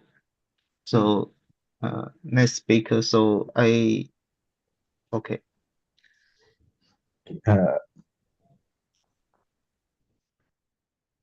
Right. I will then move on to the next speaker. So it's a pleasure to introduce Dr. Wishu Aditya from Indonesia. He's an intervention cardiologist from Jakarta Heart Center and head of clinical practice and guideline in Jakarta Heart Center. So over to you, Dr. Vishnu.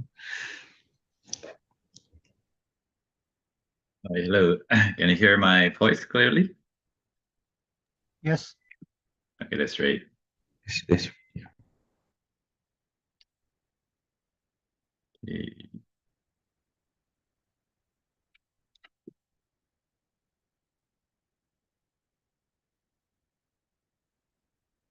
Okay, is my slide on? Can you hear? Can you see the slides? Yes. Okay, so good day, friends and fellows of APSC. My name is Vishnu from Jakarta, Indonesia. I'm so honored with the invitation from APIC Cloud, and I'm here representing the Indonesian Heart Association as well as Indonesian Society of Interventional Cardiology. So today's presentation is about MINOCA, about our strategic approach to this case. So just a brief review that MINOCA stands for myocardial infarction with non-obstructive coronary artery. And basically, this is an ACS patient with a non-obstructive lesion. And this is the exact definition from the fourth universal definition of myocardial infarction or UDMI. So is MINOCA dangerous? So the prevalence is about 6 to 8% of all spontaneous MI. And it's related to 1% of in-hospital mortality and 2 to 5% of one-year mortality. But when it happened in age more than 65, then the one-year mortality can be up until 12%. And MINOCA itself can be caused by a plaque rupture, thrombosis, SCAD, oxygen supply-demand mismatch, coronary spasm, or microvascular dysfunction. And not to mix with a MINOCA mimic like a myocarditis, Takotsubo, or a non-ischemic cardiomyopathy. So this is the outline of today's presentation. So we will see at some cases, including a live recorded case. We will see at modalities in MINOCA management, including the cardiac MRI, intravascular imaging, and combine both modalities, looking at strategic approach and flow charts. And the question whether the stenting can be a solution in this case, and looking at some implementation in real-world case. Now let's start at the first section. So this is a recorded session of us doing a MINOCA case. So I will play the video now. Good day, friends and fellows of APSC. My name is Vishnu. I'm representing Indonesian Heart Association and also Indonesian Society of Interventional Cardiology. So this is our case, 51 years old female with typical chest pain 3 hours prior, with elevated troponin E level at 6,000 nanogram per liter, was diagnosed with STEMI anterior acute onset, got antiplatelet loading and enoxaparin loading dose in emergency, and then was proceed for emergency CATS PCI or standby PCI. And this was her ECG. So ST elevation in P2 up until P4. And this is her angio result. So this is the RCA. We can see there's no significant lesion in the RCA. And also in this circ, we don't see any significant lesion. We can notice that there's some kind of aneurysmatic or ectatic segment in the LAD. But further examination of LAD from the cranial view, we also don't see any significant lesion here. So patient got typical chest pain 3 hours prior with elevated troponin E, then ST elevation on the ECG, but no significant obstructive lesion on coronary angiogram. So patient was diagnosed with MINOCA, myocardial infarction with non-obstructive coronary artery. Then we decided to perform OCT in the most suspicious part, and this part is the LAD. So this is the OCT examination of the LAD. So we took the exam from the left main up until mid LAD, and this is the OCT run. In the distal part, I think it's quite smooth. I don't see any disruption of endothel, although there are some irregularities. And upcoming to the middle part, it's still the same story. Roughly about the same. It's quite smooth, but you can see there are small irregularities. Then coming to the huge diameter part of the LAD, this is a huge vessel, probably more than 5.0. The endothel is roughly it's quite smooth, but you can see there are some irregularities and discontinuation of the endothel in that part. And also coming in the proximal part. This part is quite smooth. Yes, in this proximal part, you can see there are some small particles which we cannot really see what, but there's a suspicion. So this is the highlighted part in the proximal LAD. You can see there's some big discontinuation, not only in the intimal part, but all the way up until across the media part. And this is probably a plaque rupture in our opinion. And there are some small particles in the proximal part of the LAD, which we also don't really know what it is, but it could be a residual thrombus because the patient got a loading dose of enoxaparin in the emergency room.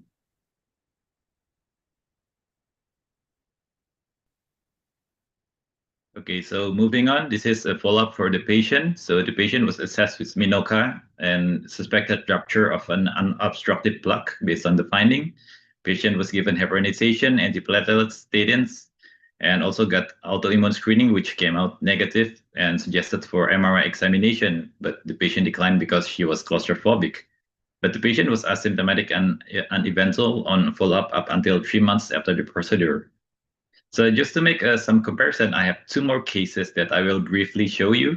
So this is case 2, a 31-year-old female got typical angina for 6 hours, where she was on fertility program and had insemination process just 1 day prior to this event. This is the serial ECG. You can see there are some ECG changes in the anterior and lateral part. The troponin was highly elevated, and also from echo, there is hypokinetic in anterior and lateral. And this was her angio. So he was covered up in the stomach part by an apron because she just got an insemination process, so we don't know whether she's pregnant or not. So the angiograms came out normal, non-significant stenosis, and the cardiac MRI was performed in day 5. So there was a finding of a defect in anterior wall under stress test, and also on late gadolinium enhancement was found that she got an ischemic pattern involving anterior wall LV, and the pattern was not compatible with acute myocarditis. So indeed, it is an ischemic heart disease. So case 3, 72 years old with a discomfort in chest area for 1 day, just came back from 5 days of traveling in hot, humid weather, got history of PCI, history of prostate cancer, and is an active smoker. This was his ECG. There's not so much going on here, except there are some Q and slightly elevated segment in V1. The trop E value elevated, and also some hypokinesia in anterior part.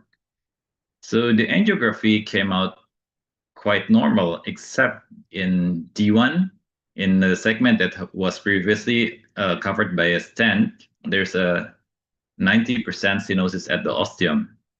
And the patient was diagnosed as a suspected MI type 2, which was a supply-demand imbalance. And the team decided for a PCI to D1 with intravascular imaging. The IVUS came out quite nice. I mean, no vulnerable plaque. It was a tight lesion, a fibrocalcified. And we decided to do a PCI with TEB in proximal D1, and this was the final result, which is, I think, quite acceptable. But the cardiac MRI was done in day 6, and it was found that the patient got myocardial edema and basal mid anterior and non-ischemic scar also in basal mid anteroseptal and apicoanterior. So this is actually an acute myocarditis, not an ischemic heart disease. So reviewing all of those 3 cases, in the first case, we found 50-year-old female, was done OCT. The diagnosis was ischemic heart disease, and the possible cause was rupture of unobstructed plaque. And then in the second case, we did a 31-year-old female, done MRI. The diagnosis was ischemic heart disease, and the exact mechanism was really actually unknown. And the third case was 72-year-old male, then IVUS MRI, then was diagnosed with MI type 2, then PCI with DCB, but the final diagnosis was myocarditis. So these 3 cases, we want to show that the MINOCA cases greatly varies in clinical presentation and mechanism, and available diagnostic modalities might dictate your approach. So let's see at the possible and available modalities for the MINOCA management. Really, there are lots of options when you want to investigate further MINOCA case, but the two modalities that are really important is intravascular imaging and cardiac MRI, and the rest you can do after you have an initial evaluation with these two. So cardiac MRI is considered as the golden diagnostic standard for MINOCA, and it can classify to either ischemic or non-ischemic type, and also useful as a prognostic tool. And this is the prognostic values of MINOCA from cardiac MRI finding. So if the MRI finding came out as a cardiomyopathy, then it has the highest probability or the worst MACE rate among them all, followed by the MI and myocarditis. And late gadolinium enhancement has also been shown as the best independent predictor in a MINOCA setting compared to traditional clinical and diagnostic markers. And remember that when we're performing cardiac MRI in MINOCA, timing determines the accuracy. So for example, if you're doing the MRI 3 months after the acute onset, then you have a diagnosis yield of about 65 to 75%. But if you do it within 40 days, you have a diagnosis yield up until 94%. And if you do it within 7 days, then the diagnosis yield can be up to 96%. So within the MRI examination, within 14 days will be the golden standard. So next, let's see at the intravascular imaging in MINOCA setting. You have the available current modalities of OCT and IFUS, and OCT has a higher resolution up until 10 times compared to IFUS. Then OCT, and then because of that, OCT will be able to identify blood rupture or erosion better. We'll be able to classify MINOCA, and intravascular imaging can also be used as a prognostic tool in MINOCA evaluation. These are the possible OCT findings in true MINOCA. In A and B, you can see the finding of a possible spontaneous dissection. In C is the examination, the example of a blood erosion. In D, of blood rupture. In E, a thin cap atheroma. In F, a small white thrombi, as we already seen also in our live case. And also in G and H, a second sample of a calcified nodule erosion. So this is the difference of prognosis if you do an OCT in MINOCA case. If you find an atherosclerotic related MINOCA, which is the plaque erosion, plaque rupture, or calcified nodule, then the 12 months MACE rate will be 15.3%. But if you find a non-atherosclerotic MINOCA like SCAD, spasm, or unclassified, then the prognosis is way better. The MACE rate will be 4.5% in 12 months. So comparing, so if you do, if in one case you do an OCT alone or MRI alone, this is the probability of your finding something that's related to MINOCA. If you're only doing OCT in a MINOCA case, then the probability of your finding something abnormal is about 46%. So if you only do MRI in a MINOCA, then the probability of you finding something abnormal is about 74%. And what if you're doing both the OCT and MRI in a case? So this is a research from 2020. So there are 40 cases that they are performing both OCT and MRI, and they're comparing the finding rate. So if you only, so in all 40% case, then that has MINOCA, then OCT will able to find to pick up something in about 22.5%, and there are only 20%. There are 20% abnormalities that can only be picked up by a CMR. There are 57.5% agreement finding in both. But the underlying is if you do OCT and MRI, there is 100% probability that you will find any abnormality. So based on those facts and statistics, let's look at the strategic approach and flowcharts for MINOCA. So this is a flowchart from ACC in 2019. They recommend that if you find a suspected MINOCA case, then you find a non-obstructive lesion, then you should think of the alternative diagnosis first, like sepsis pulmonary embolism, and so on. And then after you making a working diagnosis, then you should make a further examination based on your previous diagnosis. Like you should review your angiography again to look after the probability of SCAD. You should look at the functional LV functional assessment by echo or MRI to look at the probability of it is a Takotsubo or a myocarditis or other cardiomyopathies.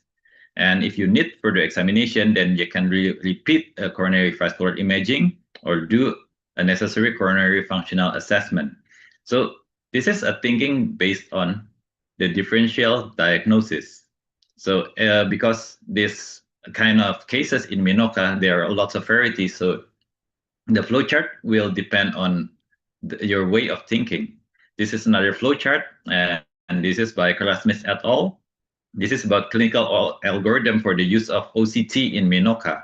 And in this flowchart, they're actually highlighting the use of OCT. And what is interesting in this flowchart is if you're following the flowchart and you're already finding something in OCT, then according to them, probably you don't need to do MRI anymore.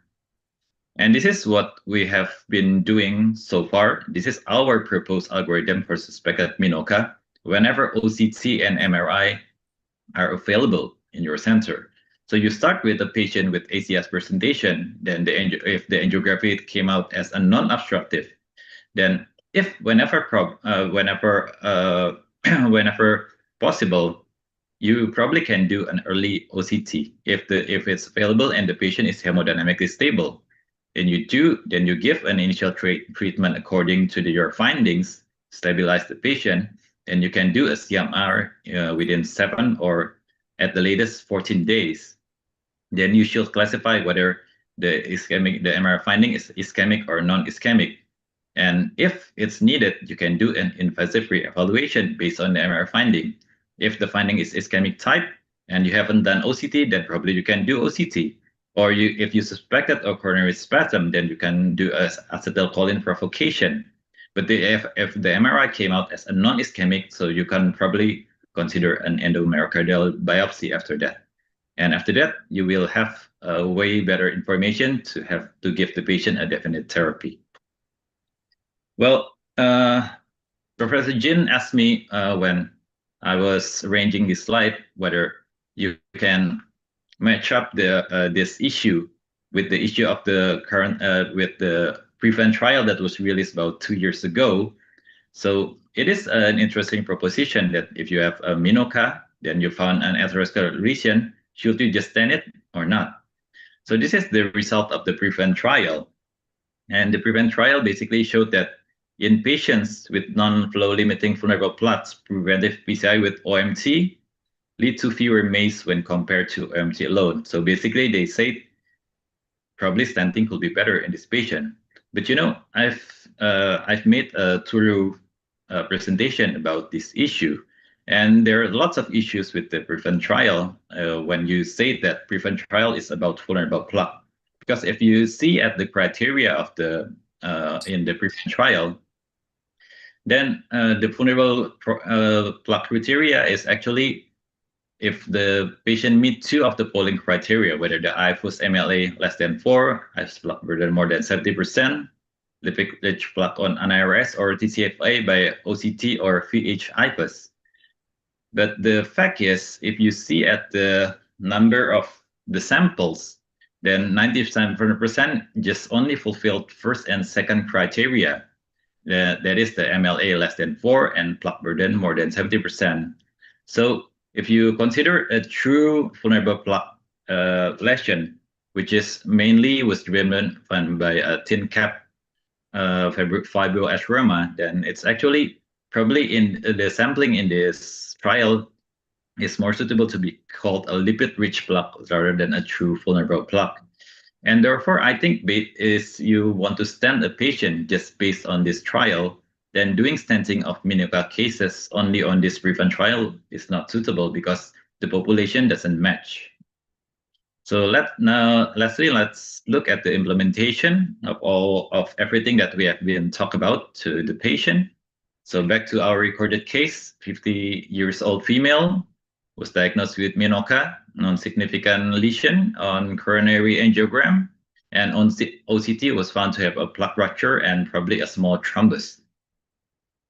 If you look at the prognosis value, then this patient got 2 up until 5% of 1-year mortality because she was 50 years old, less than 65.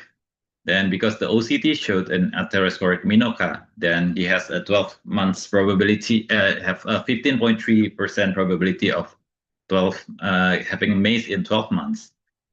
While the MRI was not mandatory in this patient, we think that if possible, it can be a very good data for classification, diagnosis confirmation, and also further prognosis stratification.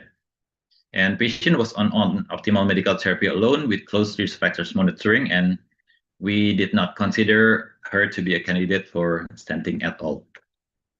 So as a conclusion, ACS with non-obstructive coronary artery is correlated with significant MACE consequence. There are many variations and possible mechanisms of MINOCA. Cardiac MRI and IV imaging can give more insights to pathophysiology and prognosis. It is rational, in our opinion, to use both modalities, OCT and CMR, whenever available, for more comprehensive evaluation. And determining a good rational working flow is important in management of MINOCA. So thank you for your attention, and let's have a good discussion. So thank you, Dr. Vishnu. Very good presentation. A lot of trial, a lot of information there. So I mean, looking at all your 3 cases, right? Your first case you did OCT and you stopped there, right? Your second case, you went with an MRI, yes, right? Yeah. And then your third case. So actually, I mean, with all the information you given just now, it looks like OCT and the MRI is the best, right? It gives you almost 100%, right? Yes, or up to diagnosis. So I mean, how do you stop? I mean, like the first case, why did you just stop at OCT? Because you have clinched the diagnosis, or will you advise to actually go ahead with both modalities in all the patients? So in the first case, we actually suggested the patient to have an MRI, but she was claustrophobic.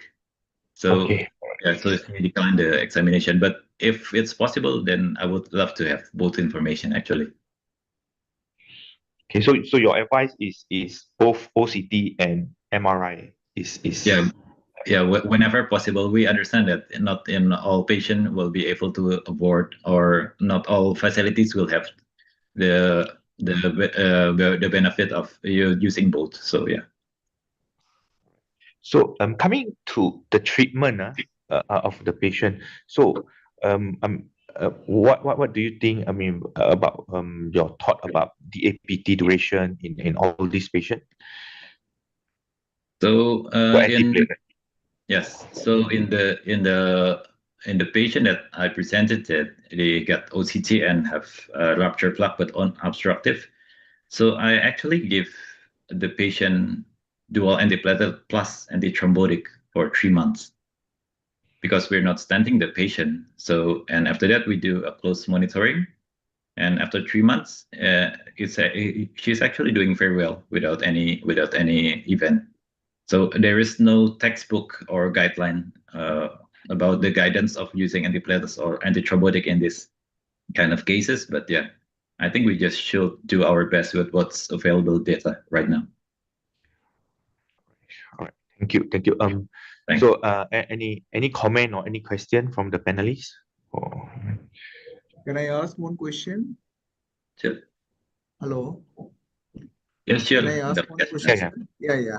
But how often you get the MINOCA and INOCA, and is there any overlap between these two? Number one, and number two is that microvascular function assessment. When do you do for that one? Can you please confirm the difference of MINOCA and what LINOCA you say? No. INOCA. Is there any overlap? INOCA. How often do you find that there is overlap of MINOCA and INOCA, and there is a cluster of patients? More often, there's very often clinically and by institutions also very difficult to differentiate many of these ones. one is infarction, one is ischemia.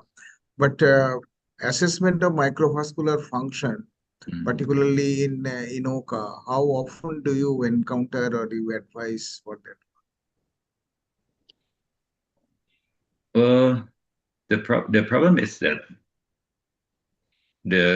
if you want to assess the microvascular function, it's not easy, I guess. It requires a specialized FFR tool, and in my center I don't have the privilege to do that. So usually I will keep it as the last resort. And usually when we don't find anything and the MRI suggests that it's still ischemic, or there's a defect perfusion, then I will go either to do to refer it for a more advanced physiology study, or I will just treat it as a microvascular disease. Okay. Okay. Thank you. Thank you.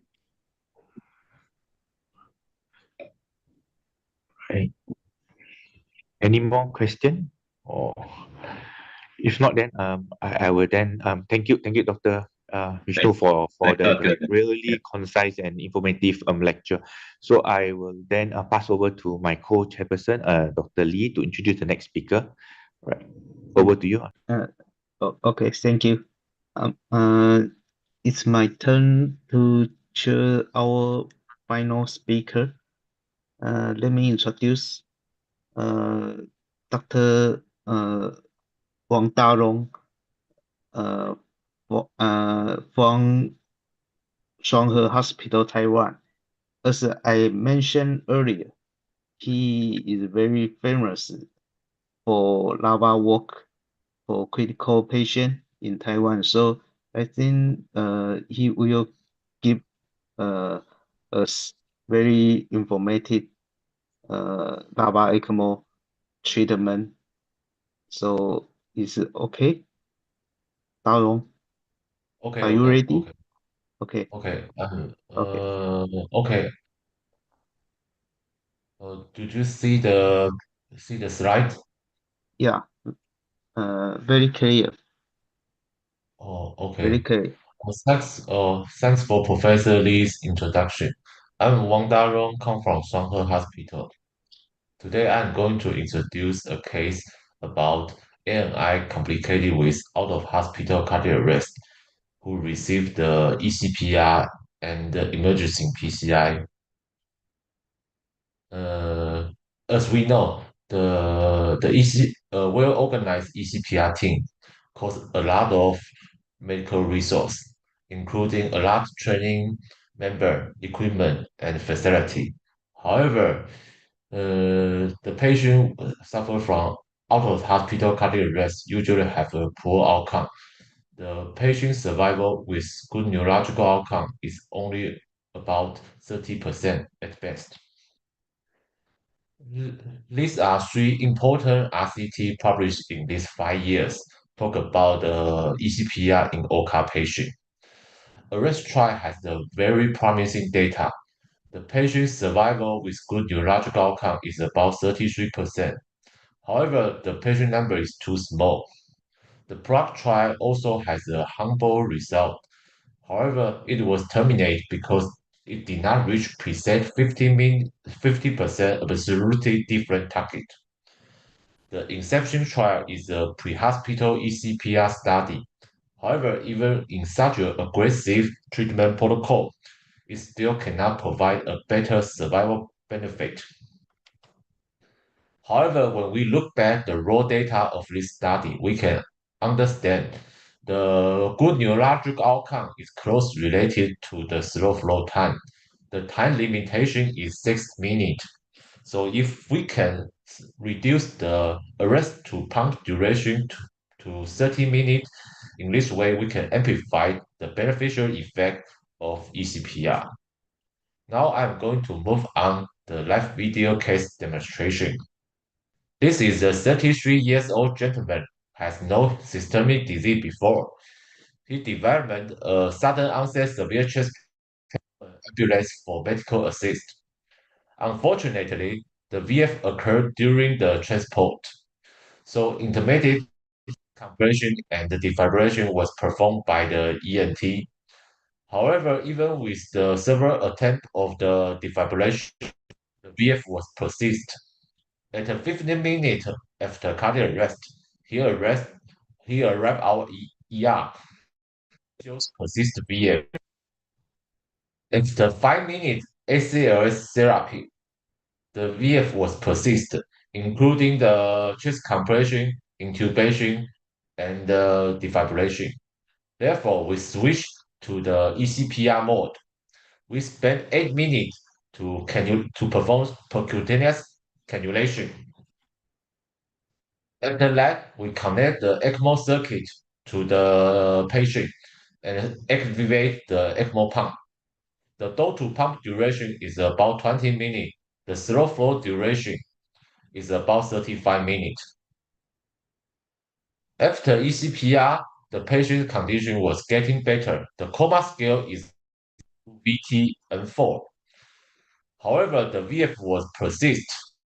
Therefore, we performed the transesophagus echocardiography.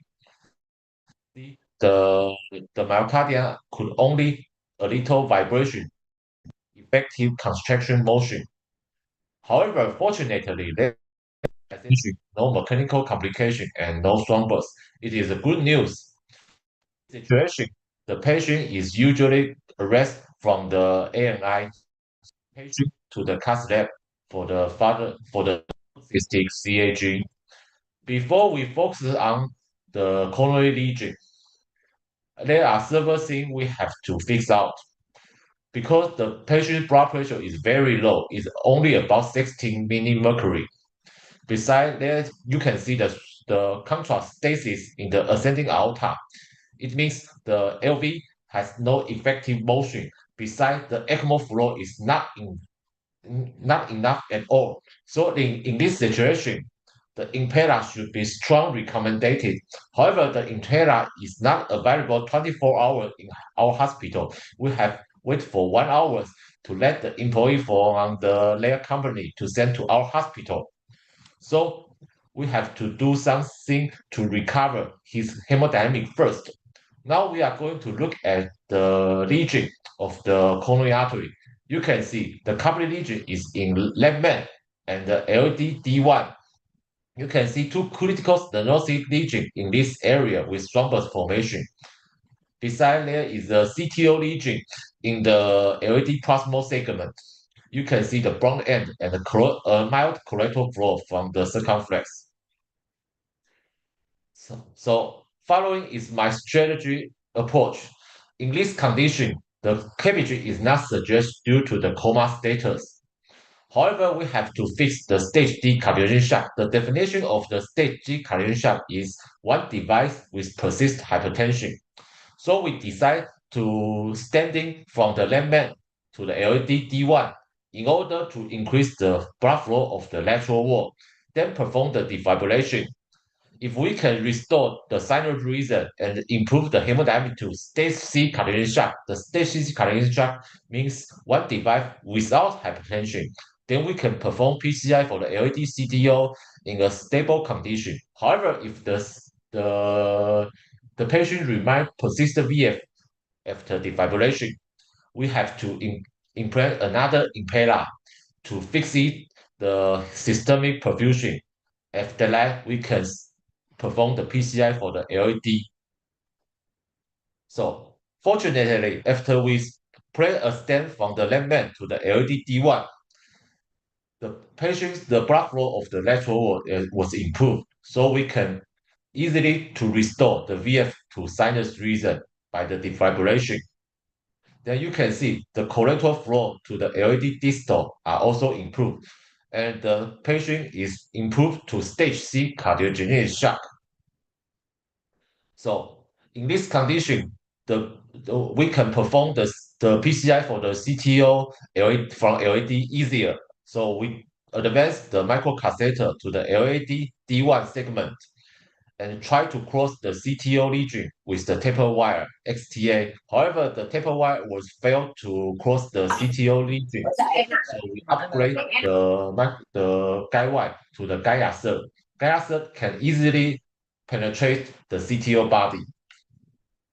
After we deliver the diaster to the LD diagonal 2 branch, we perform the pullback for the LD proximal segment and deliver the microcatheter to the LD D1 and switch the wire to the XTA.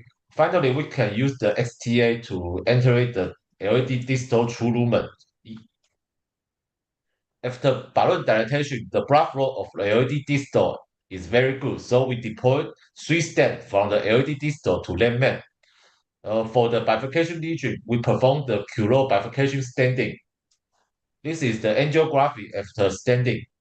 Then you can see the blood flow of the LED diagonal branch and the circumference is very good. After we start to perform the echocardiography as routine, then you can see terrible finding. You can see the LV is very distant. Beside there is a big thrombus in the LV.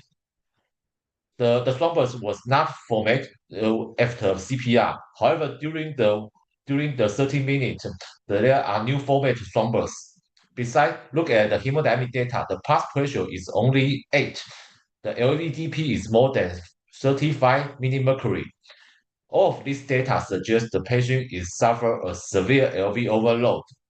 However, because of the thrombus is in the LV, so the impeller is not suggest.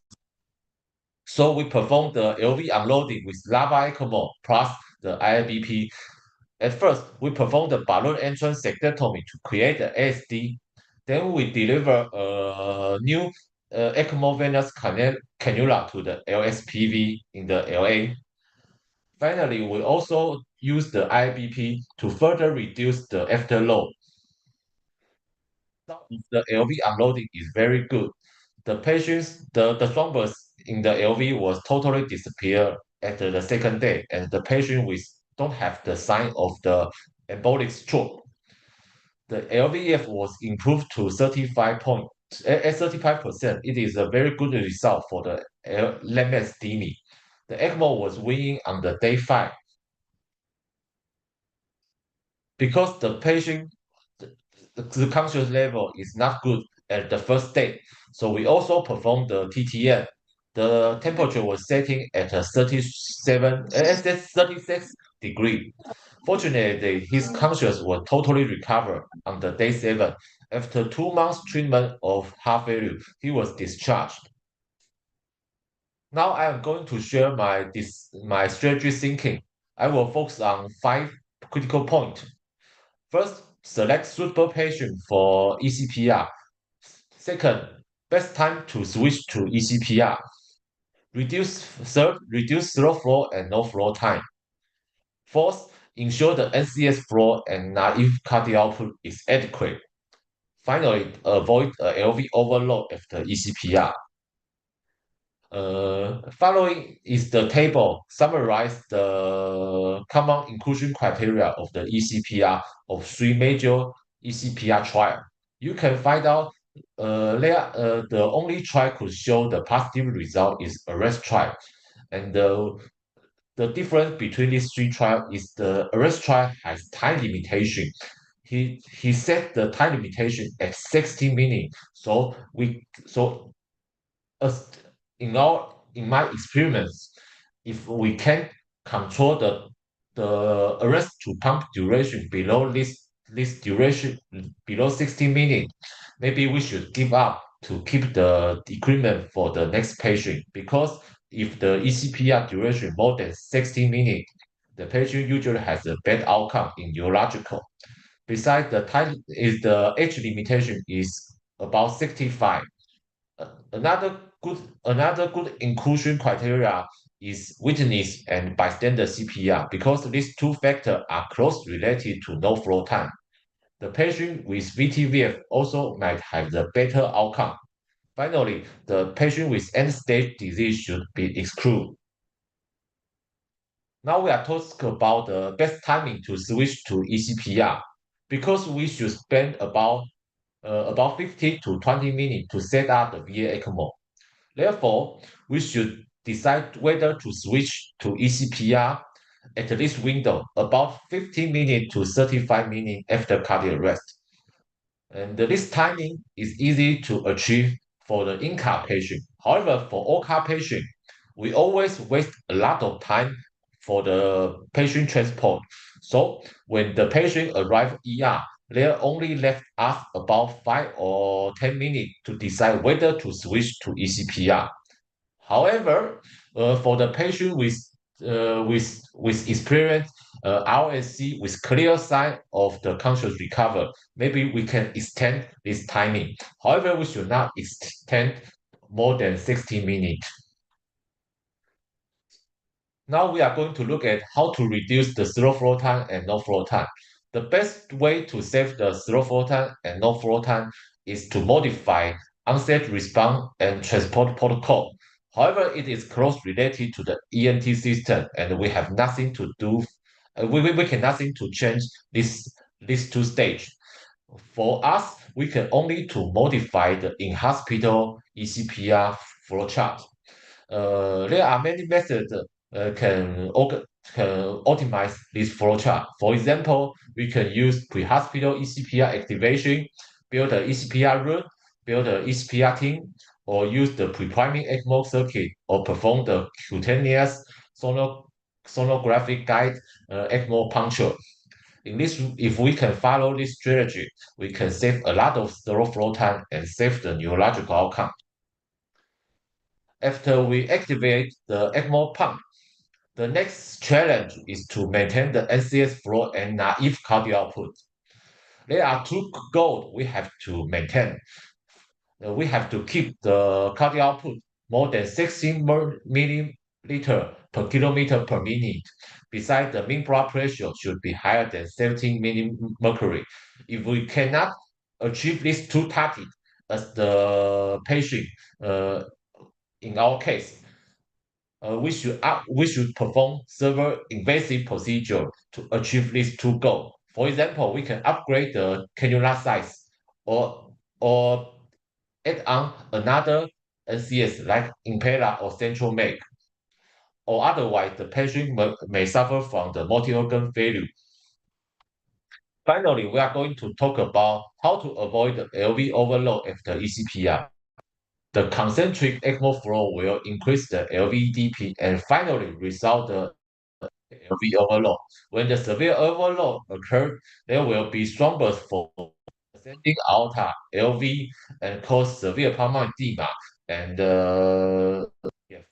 So if the patient has met the criteria of severe overload for blood pressure below 8, aortic valve closure path, which 25 smoke in LV and ascending aorta, we should perform invasive LV.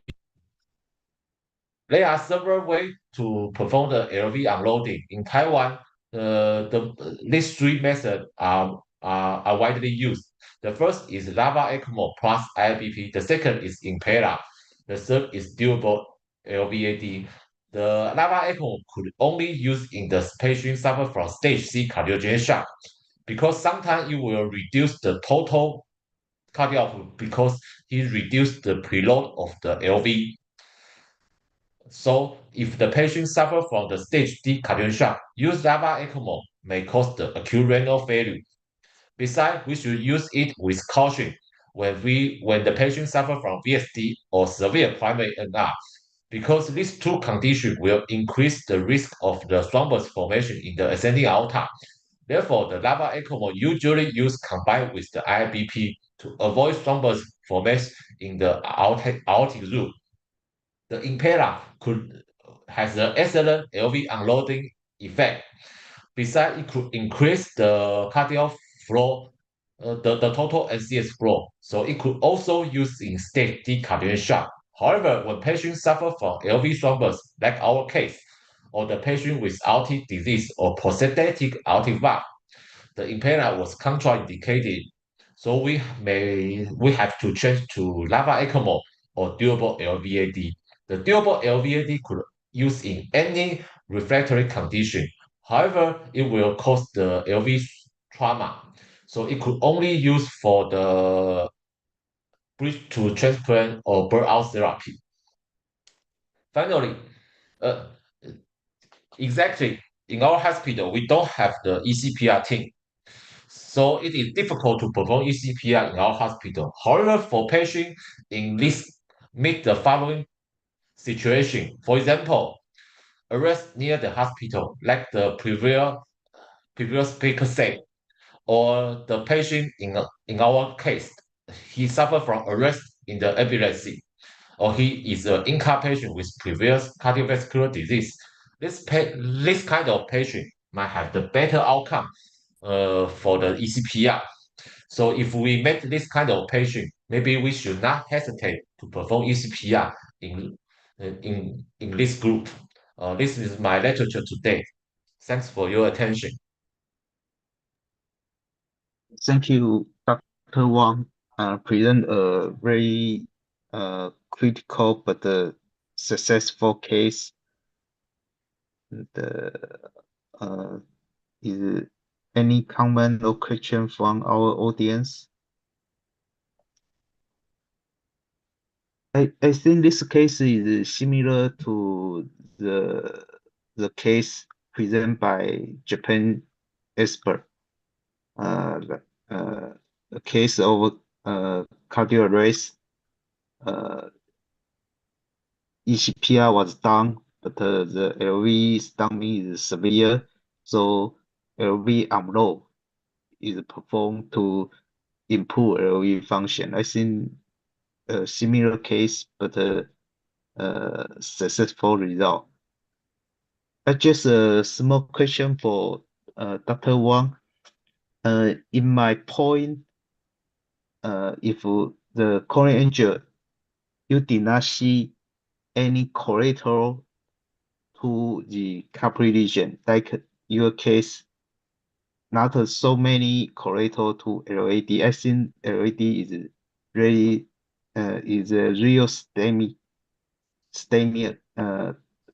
reason supported total occlusion, not CTO. So when you perform PCI for this case, you should be carefully to do wiring for this kind of case. Maybe he had a critical stenosis before, so this plaque had a rupture and have some dissection over the region. So if the wiring is not very smoothly, and maybe you make more dissection, and make the wiring is more difficult. So like this case, I think wiring should be careful. In other way, the result You is see the wire jumping in still this case. Yeah, I know, yeah I yeah know. I should not put that yeah image. You yeah are the yeah big man. You but see the wire in jumping. the I know, I final know. you still pass the guidewire. It's okay. I just give you my point. Thank you. And we also have a 9 minutes for discussion. Any question, comment from our audience?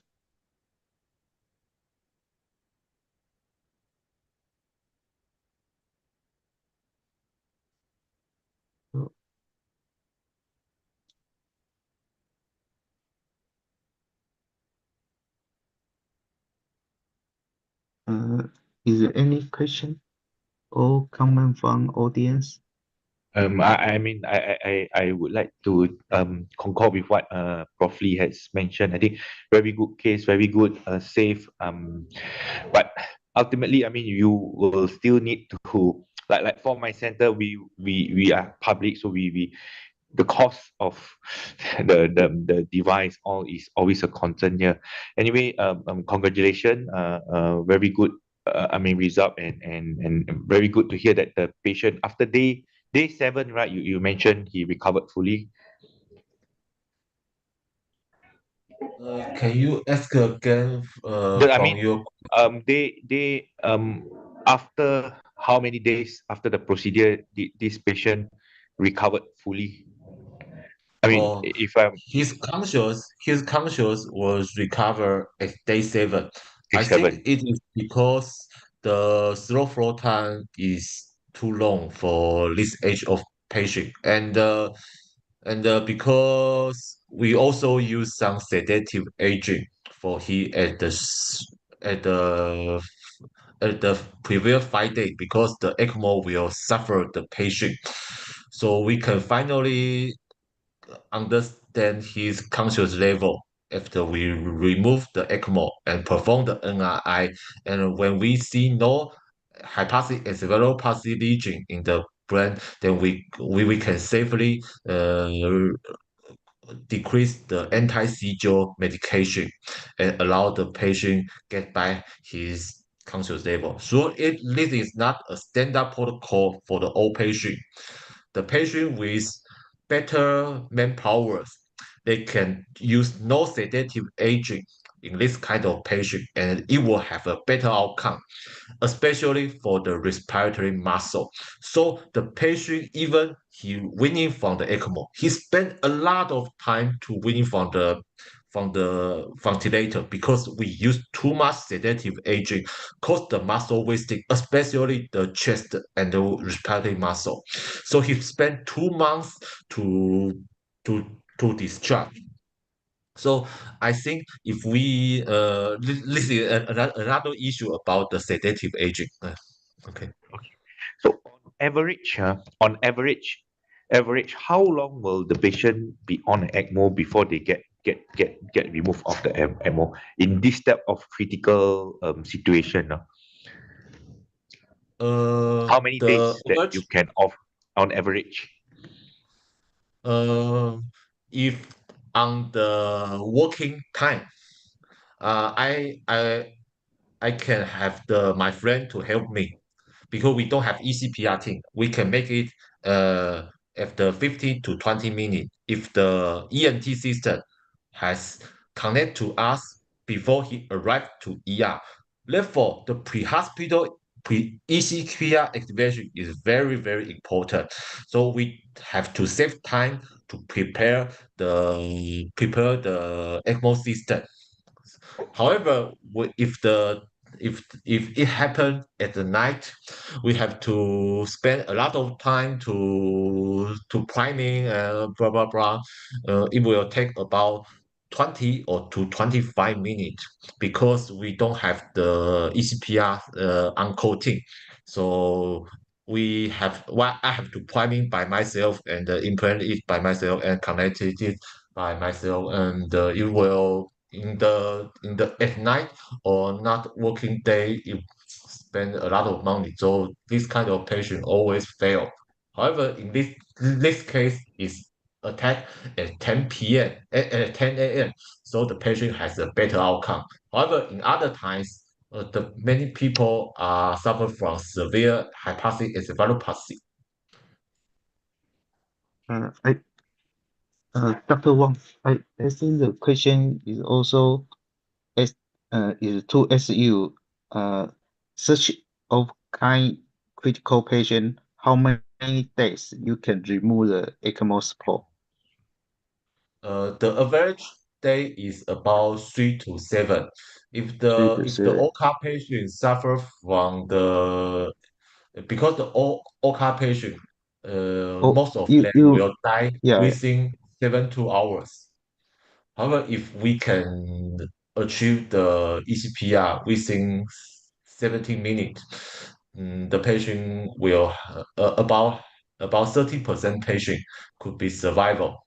However, the neurological outcome is another issue because we cannot we it is difficult to control the ECPR duration within the 60 minutes. I However, also most of them.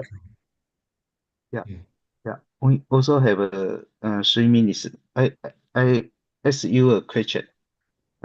You can see the patient, he suffer from ventricular fibrillation, refractory ventricular fibrillation, but you cannot see any LV thrombus initially.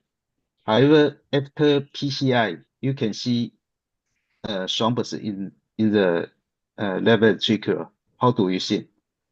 In my point, because the primary PCI maybe the time of primary PCI is too long, and the maybe the flow is compromised more, and the ventricular is worse. So thrombus formation had the derail. Maybe another issue maybe inadequate heparination is also possible explanation. How do you think? How do you see? This is the LV thrombus for ECPR is not so rarely. If in my experience, about 10 to 20% patient will have the LV thrombus, even with the ECPR duration is very short. I think it is because his body is have least intent. So in some condition, we will try to use some device like the pigtail to crush the thrombus with the protect by the sentinel device and try if we can remove this thrombus or going to format thrombus because I think the thrombus in this situation is very soft and it's not so easy to cause the breast cell. However, it is what I think because in the patient for standard for the Dr. Chen Yixiang suggests in this condition we will give up. We don't perform the PCI and direct shift to the elevate central neck. In this condition, it's the standard care, I think. However, in some conditions, the patient's conscious is not clear at all. Even whether we spend so many medical research for a patient might suffer from hypoxic encephalopathy, it is not a big issue. However, if the conscious is clear, I would suggest to direct shifting to the LVAD without the PCI and any other procedure.